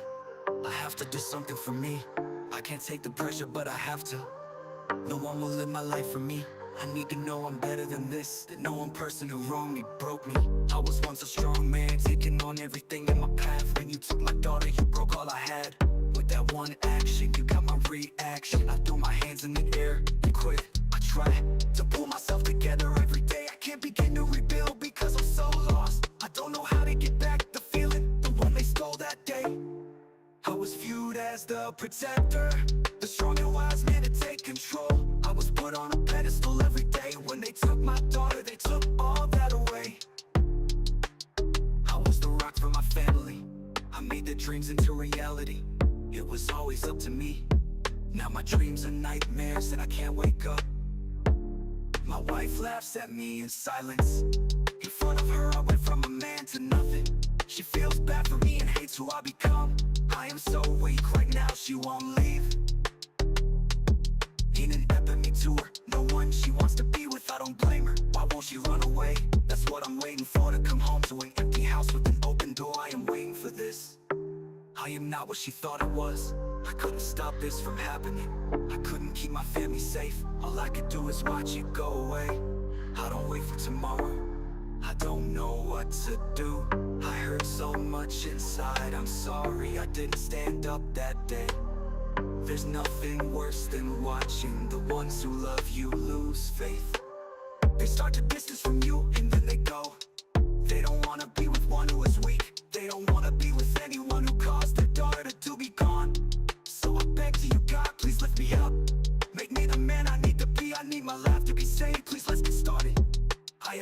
inside my body that no one has seen. I've got blood boiling in my veins to give me meaning. I need to take back the hearts of all of those I disappointed. Please God, help me rewrite this story. I need your help, I need to be a man. Make me what I used to be, the one I see I can't stand. If I can reach to the sky and get a victory, all that'll be is me all alone. So please Lord, give me the power, the strength I need to be what I need to be, to win it all back. Giant steps of confidence, a smile that shows true happiness. God, it has to be me or you. Please help me.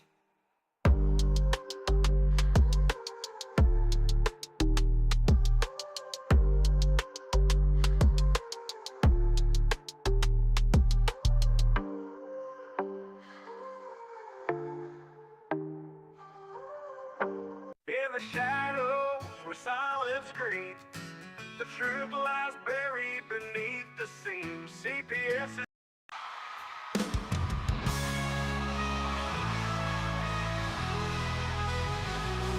Please list as I tell you a story. I'm sorry if it seems a bit boring, but these are stories of fathers whose lives are being destroyed way too early. It all started when I opened my mouth, complain about a stupid mistake. I knew better than to have more to say. I did it anyway.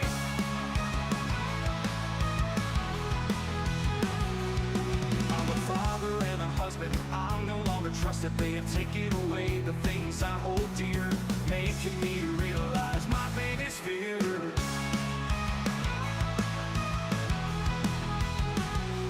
The foundation, it has crumbled. Now there is tears where there was muscles. So now I waste away, missing my daughter as she plays. I am guilty of nothing.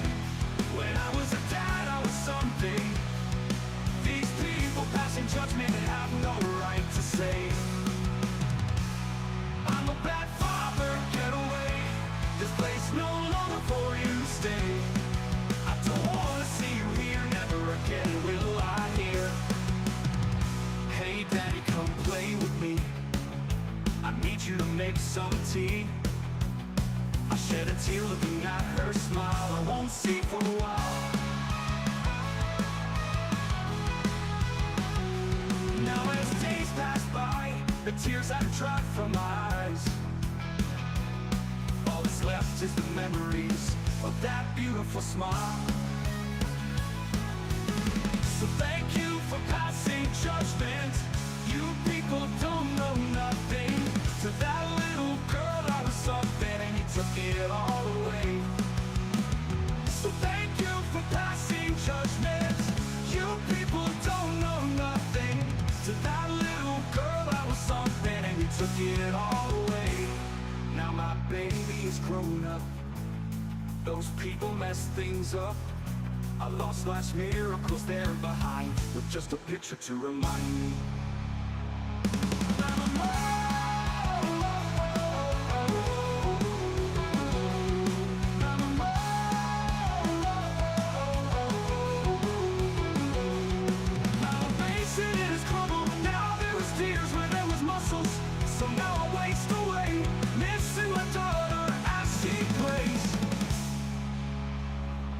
Guilty of nothing. When I was a dad, I was something. These people passing judgment and have no right to say I'm a bad father, get away. This place no longer for you to stay. I don't want to see you here, never again will I hear. Hey daddy, come play with me. I need you to make some tea. I shed a tear looking at her smile I won't see for a while. Now as days pass by, the tears have dried from my eyes. All that's left is the memories of that beautiful smile. So thank you for passing judgment. You people don't know nothing. To that little girl I was something, and you took it all away. So thank you for passing judgment. You people don't know nothing. To that little girl I was something, and you took it all away. Now my baby is grown up. Those people messed things up. I lost my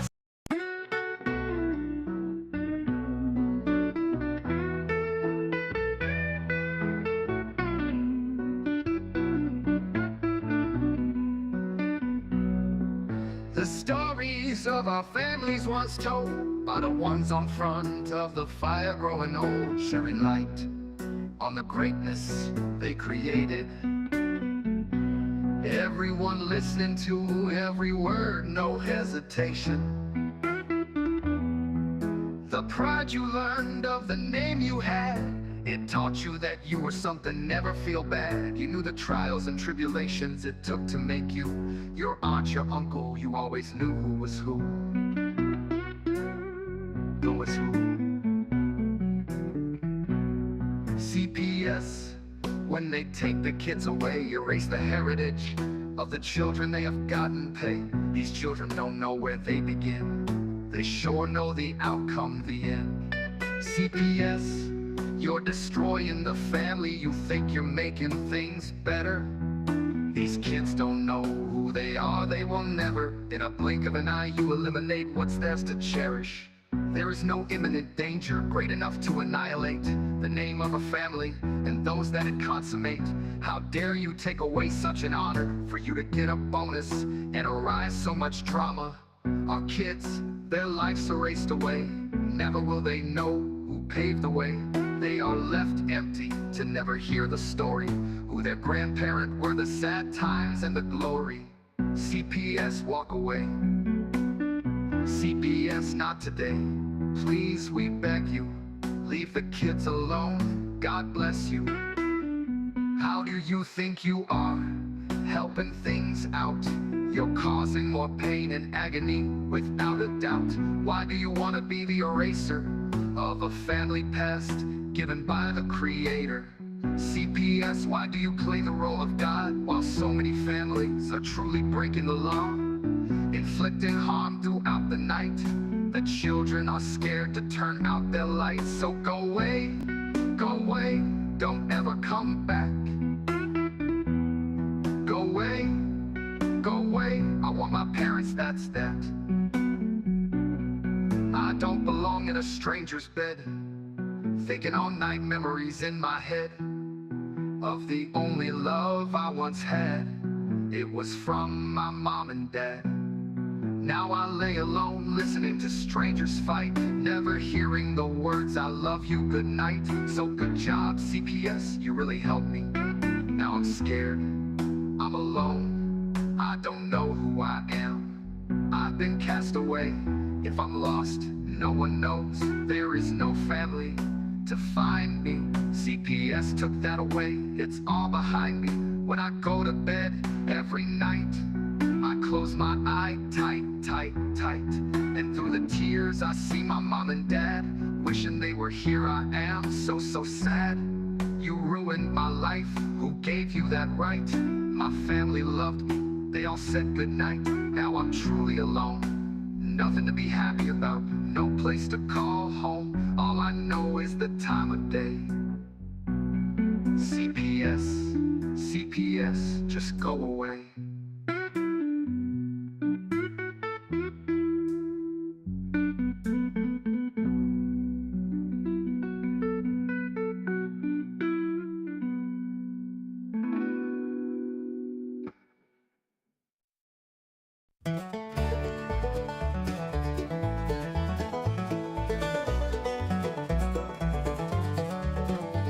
In 1776, brave men put up a fight, mowing down redcoats, they wanted freedom. They had to fight, and now we take the sacrifice in vain. They loaded their muskets, fired them one by one. That's why we have the freedom to own a gun, but we are blowing it. These freedoms were created by those before us. They were to be something that stays. But now things are so corrupted, they're taking our rights away.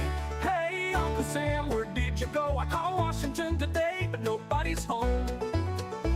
We all want to stand for our freedom, but nobody wants to do it today. Can't you see time is a waste and the Constitution we love is faded? Don't tread on the reality, or the USA will be the next casualty. We are here for freedom, those we will protect. Unite for the values we cherish, but watch everything perish. Our men have fought for our freedoms, many women have too. Their blood spilled upon the ground, With the news, many frown. They paid a price that many won't pay. Now we are letting the cause fade away. The graves are being neglected by the actions of so many deceptive. The freedoms they fought for in every world war, conflict or mission. So many stayed behind signing petitions, while those away dying were there to protect them. It's time to wake up in the USA. We are all slipping away into the darkness we once ran from. It's getting worse every day. Now they are taking our children more and more every day. No soldier ever fought for taking our children away.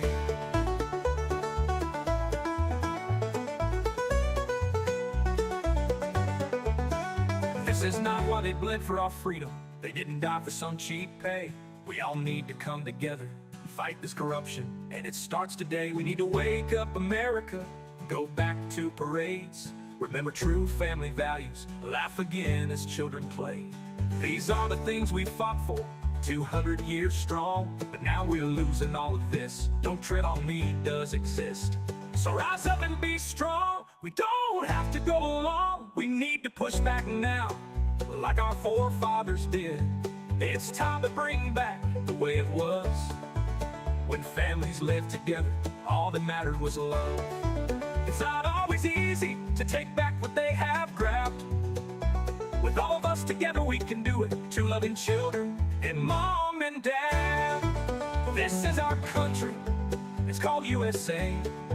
So many have fallen, say don't tread on me today.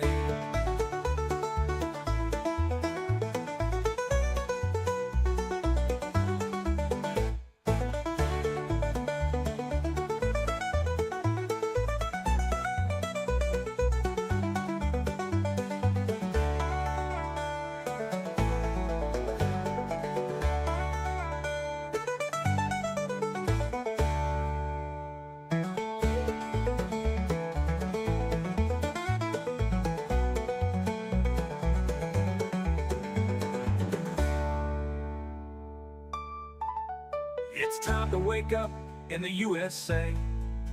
We are all slipping away into the darkness we once ran from. We once ran from. It's getting worse every day. Now they are country, it's called USA.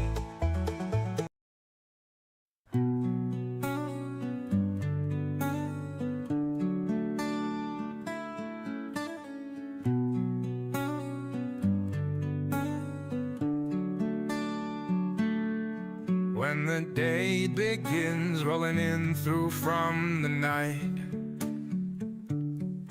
been awake 4 damn days, still ain't nothing right. As I look at my wife so peaceful, I know it's just a matter of time when she wakes again and I hear her lose her mind.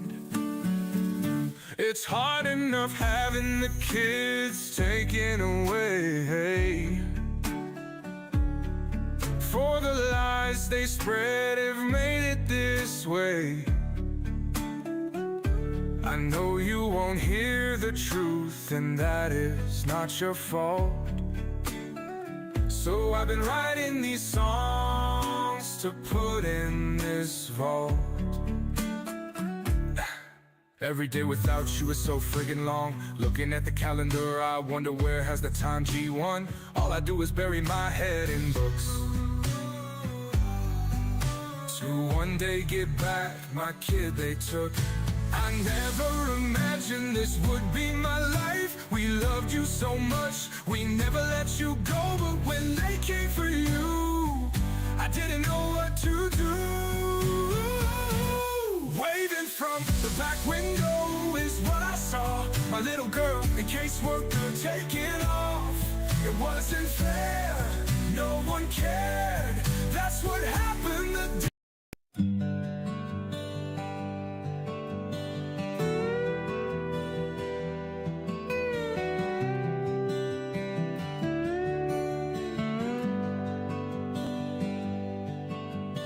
Under golden skies so wide, we stand tall, no fear to hide. Whispers of the windswept plains, hold your ground, break these chains. See the children lost at sea, dreams of freedom wild and free. Shadows fall but we stay bright, hearts of truth with purest light. Don't tread on me, hear the call, rise above, we'll never fall, and the tears lift the veil, in this fight we shall prevail.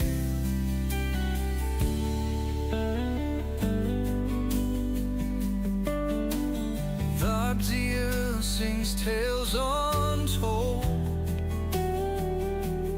of a future brave and bold. Steel guitar, the warriors cry. With our love, we touch the sky. In the night, the stars declare hope and justice through the air. Voices join a symphony, together strong in harmony. Silent prayers and tender hearts, healing where the pain departs. Hand in hand we write our fate. Sing these words, it's not too late.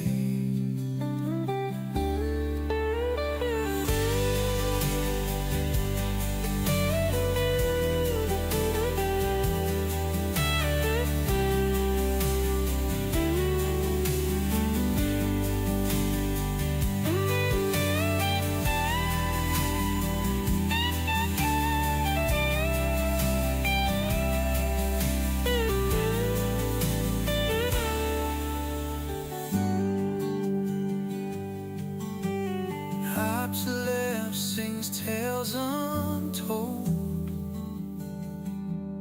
of a future brave and bold.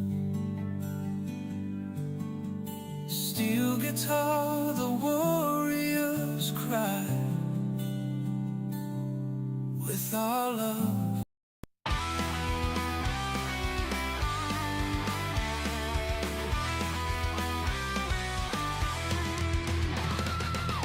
We stand our ground in the chaos tonight. Voices roaring, we won't go down without a fight. Broken laws and shattered dreams we see. CPS no longer will decide what's meant to be. Don't tread on us, we scream into the void. Parents torn apart, families destroyed.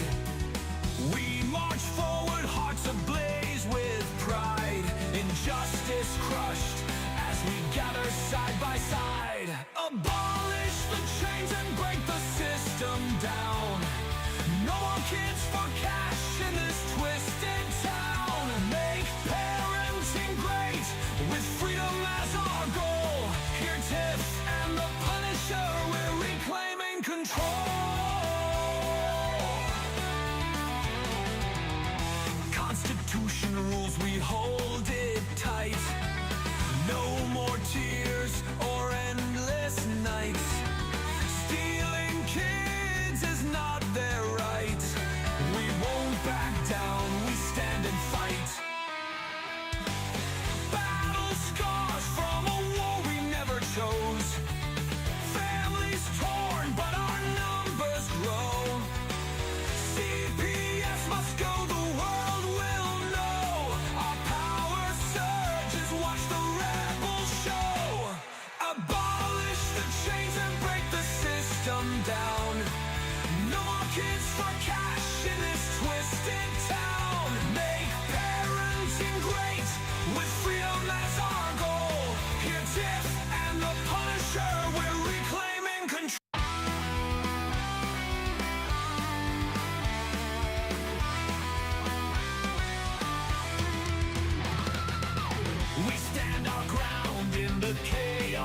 night. Voices roaring, we won't go down without a fight. Broken laws and shattered dreams we see. CPS no longer will decide what's meant to be.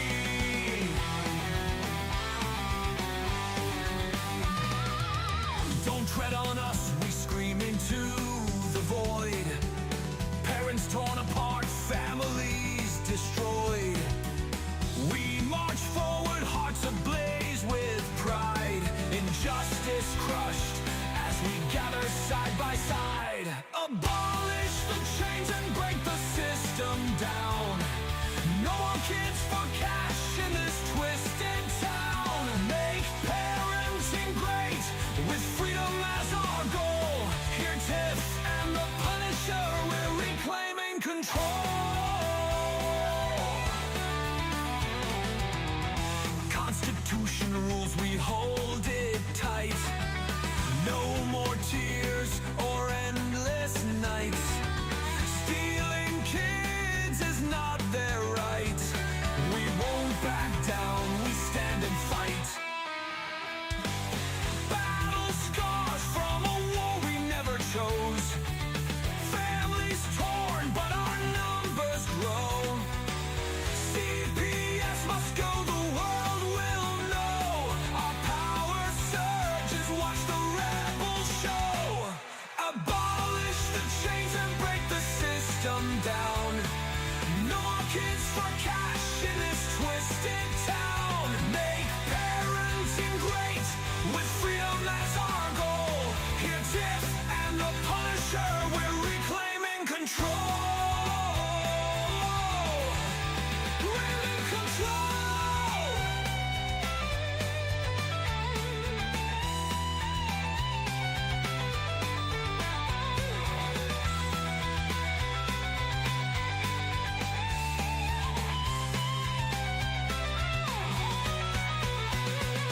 Battle scars from a war we never chose. Families torn, but our numbers grow. CPS must go, the world will know. Our power surges, watch the rebels show. Abolish the chains and break the system down. No more kids for cash in this twisted town. Make parenting great with freedom as our goal. Here Tiff and the Punisher, we're reclaiming control. We're reclaiming control.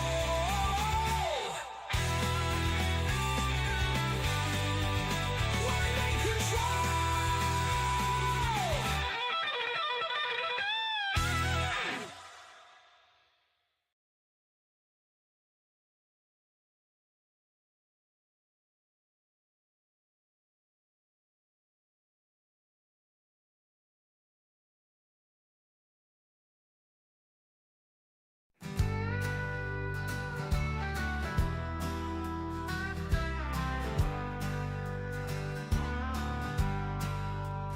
Tiff and the Punisher rising to the call.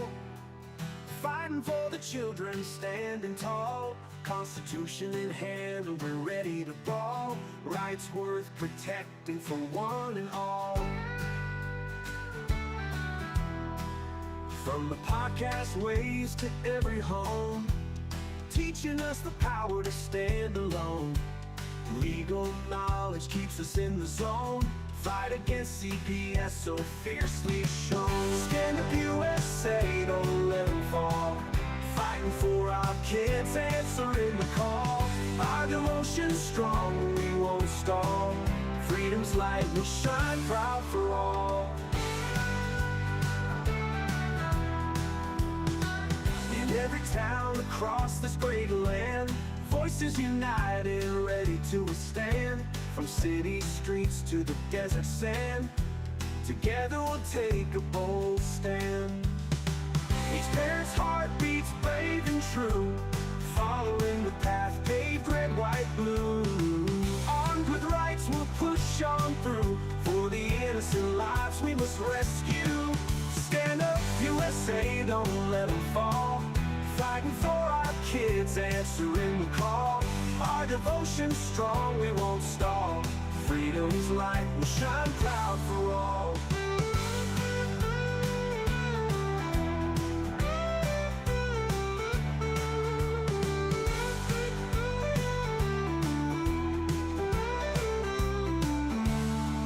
Each parent's heart beats brave and true, following the path paved red, white, blue.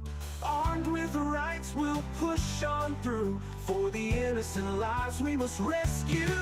Stand up, USA, don't let them fall. Fighting for our kids, answering the call. Our devotion's strong, we won't stall. Freedom's light will shine proud for all.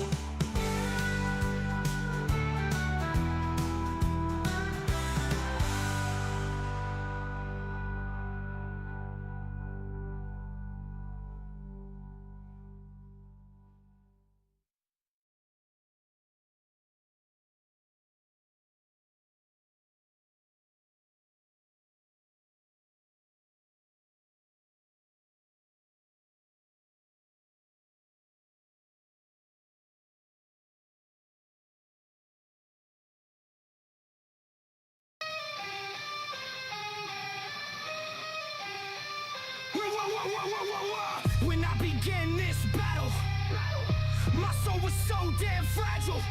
I was looking at life through a fog. I lost my baby girl and they killed my dog. I was laying on the bottom feeling sad, thinking about doing bad things, raging fucking mad. I couldn't understand why I was chosen.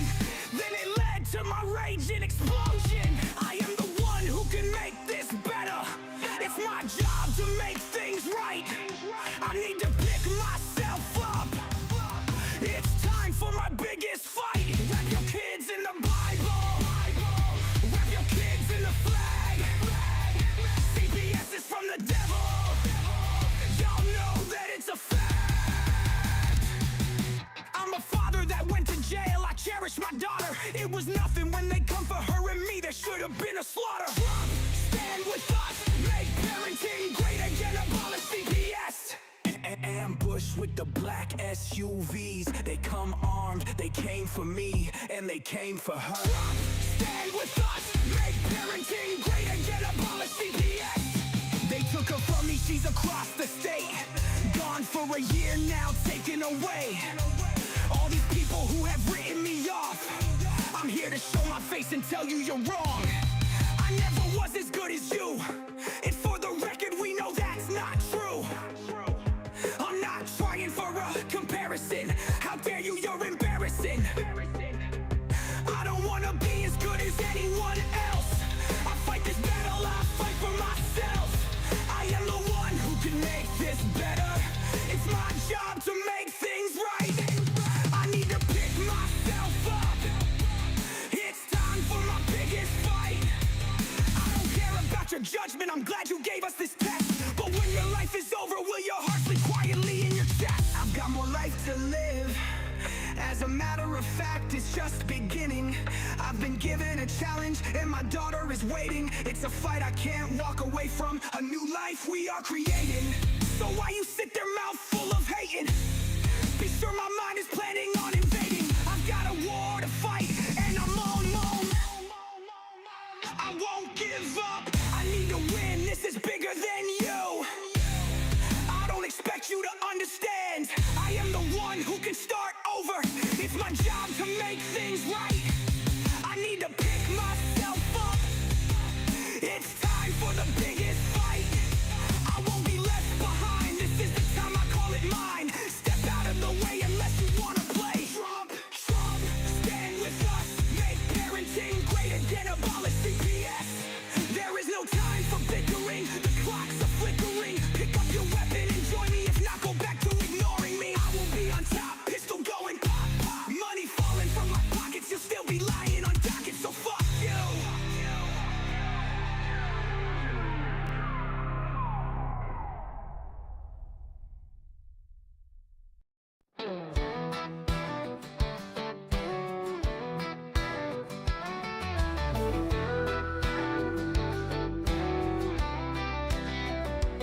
In the heartland and the cities, from coast to rolling plains, kids are crying out for justice, trapped in foster care chains.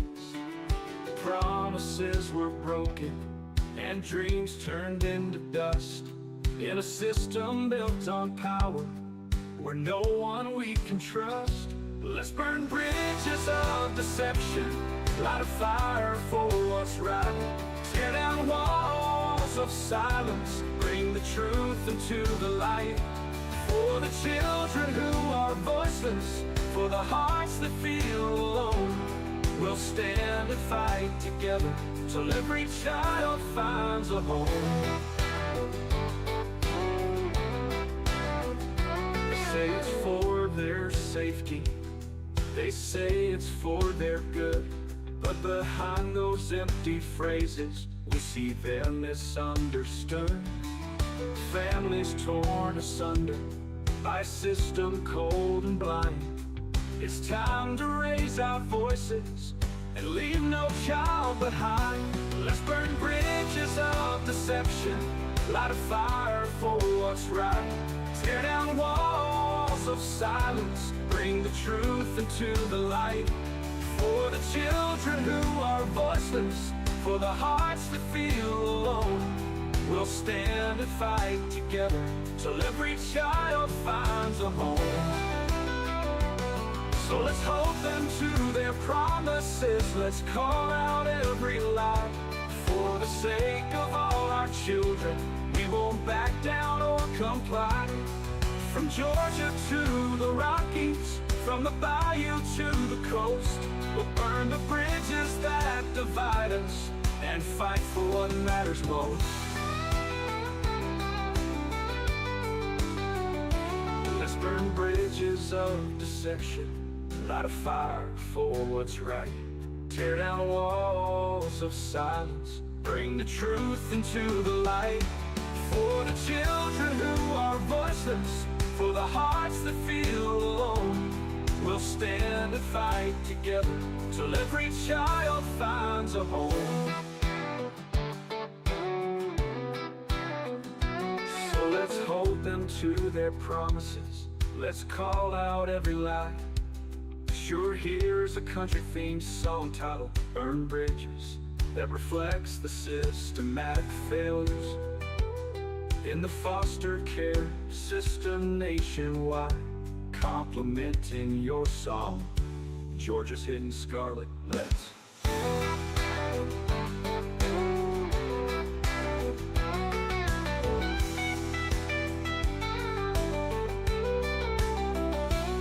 let's hold them to their promises, let's call out every lie.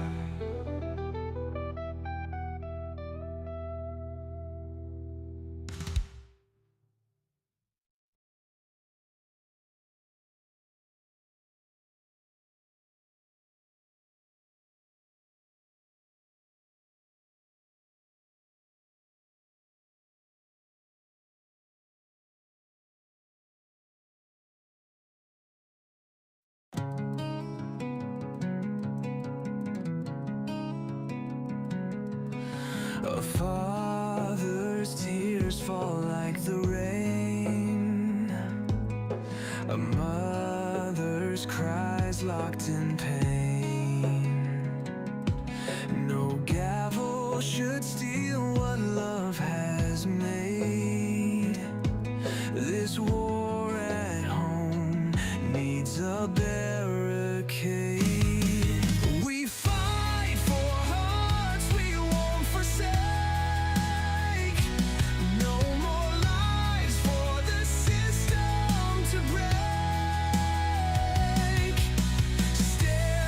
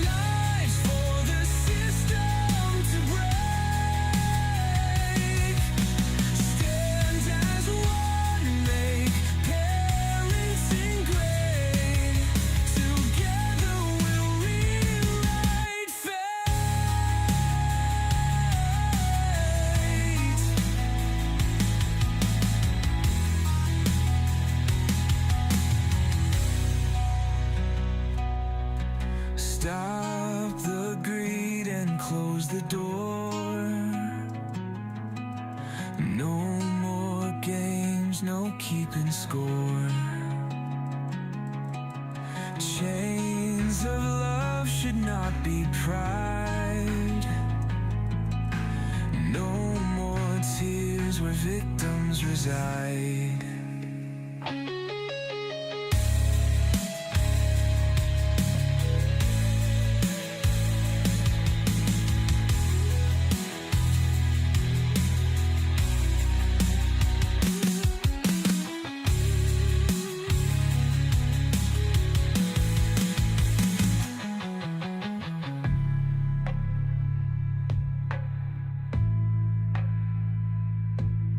Stop the greed and close the door. No more games, no keeping score. Chains of love should not be pried. No more tears where victims reside.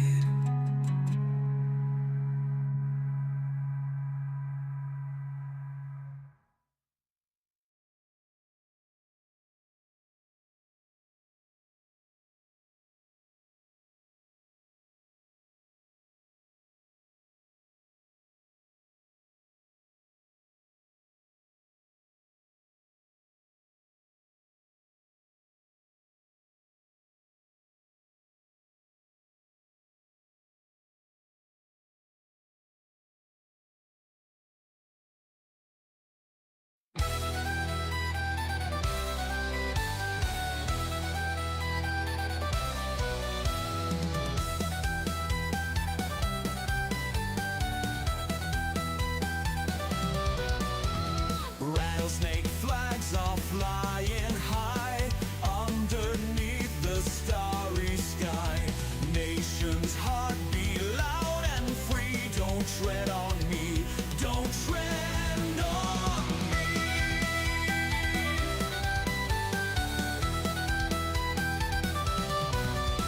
Abolish things that chain us down. Families torn can't stick around. Freedom's call we won't ignore. Fighting strong forevermore. We stand our ground, we won't give in to injustices soaked in sin. Raise your voice for liberty. Don't tread on me, don't tread on me.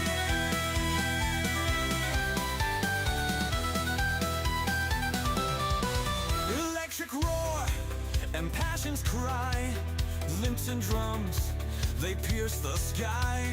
In our hearts, brave and bold, freedom's fire will uphold.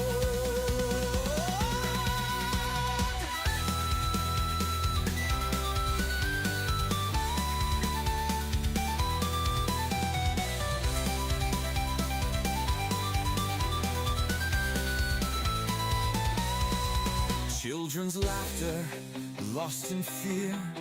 Parents' cries, you'll never hear. We are fighting for their tears, uniting hearts throughout the years. We stand our ground, we won't give in to injustices soaked in sin. Raise your voice for liberty. Don't tread on me, don't tread on me.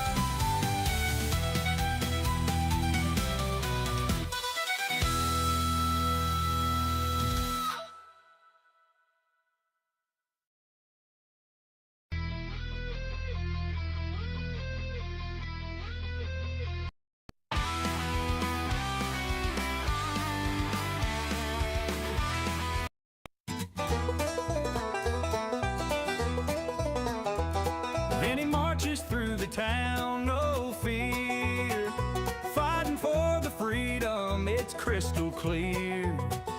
Kids are not for sale, they ain't no prize. Corrupt workers better watch their lying eyes. CPS victims hunting down the truth, justice in their hearts, shouting from the roof. Kidnappers beware, we're on your trail.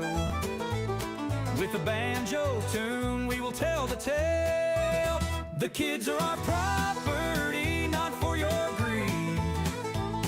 No cash for kids, justice we need. Families torn apart, we'll make a stand. Together we'll reclaim and free this land.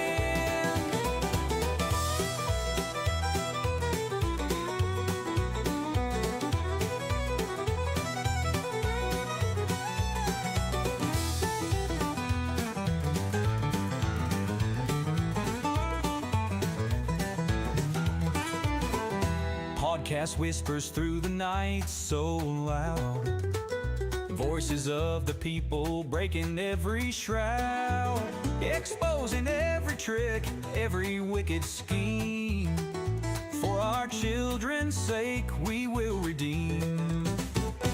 Corruption like a shadow, they'll be chased. Every wrongful handprint will be erased.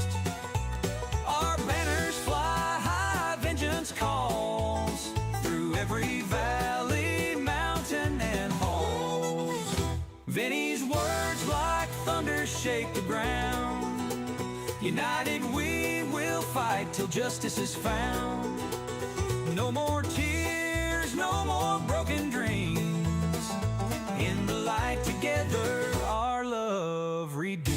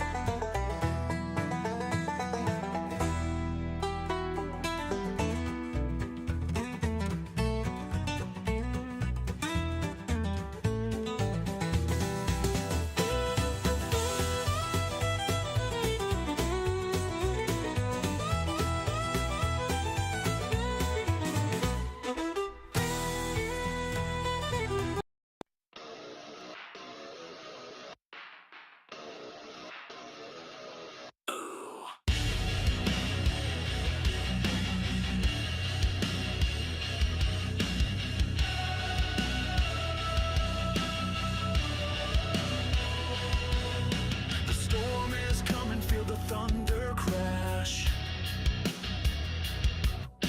We're tired of the silence, time to make a splash. Battle flag is waving high above the fray.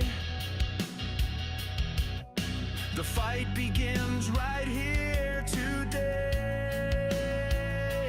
Raise the flag, we won't back down. With hearts of fire, we'll take this town. United voices, loud and clear. The Punisher's call, you've gotta hear.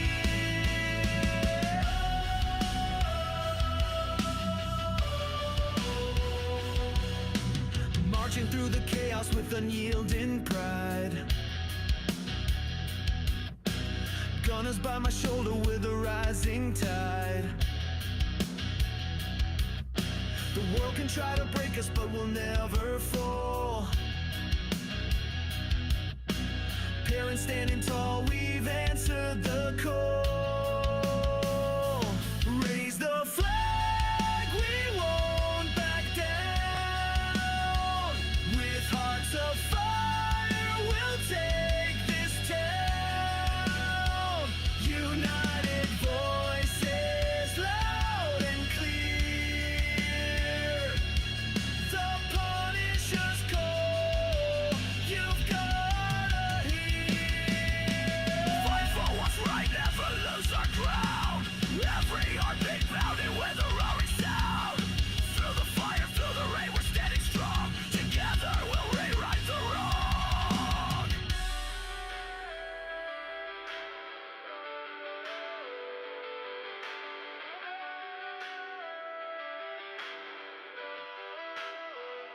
Raise the flag we won.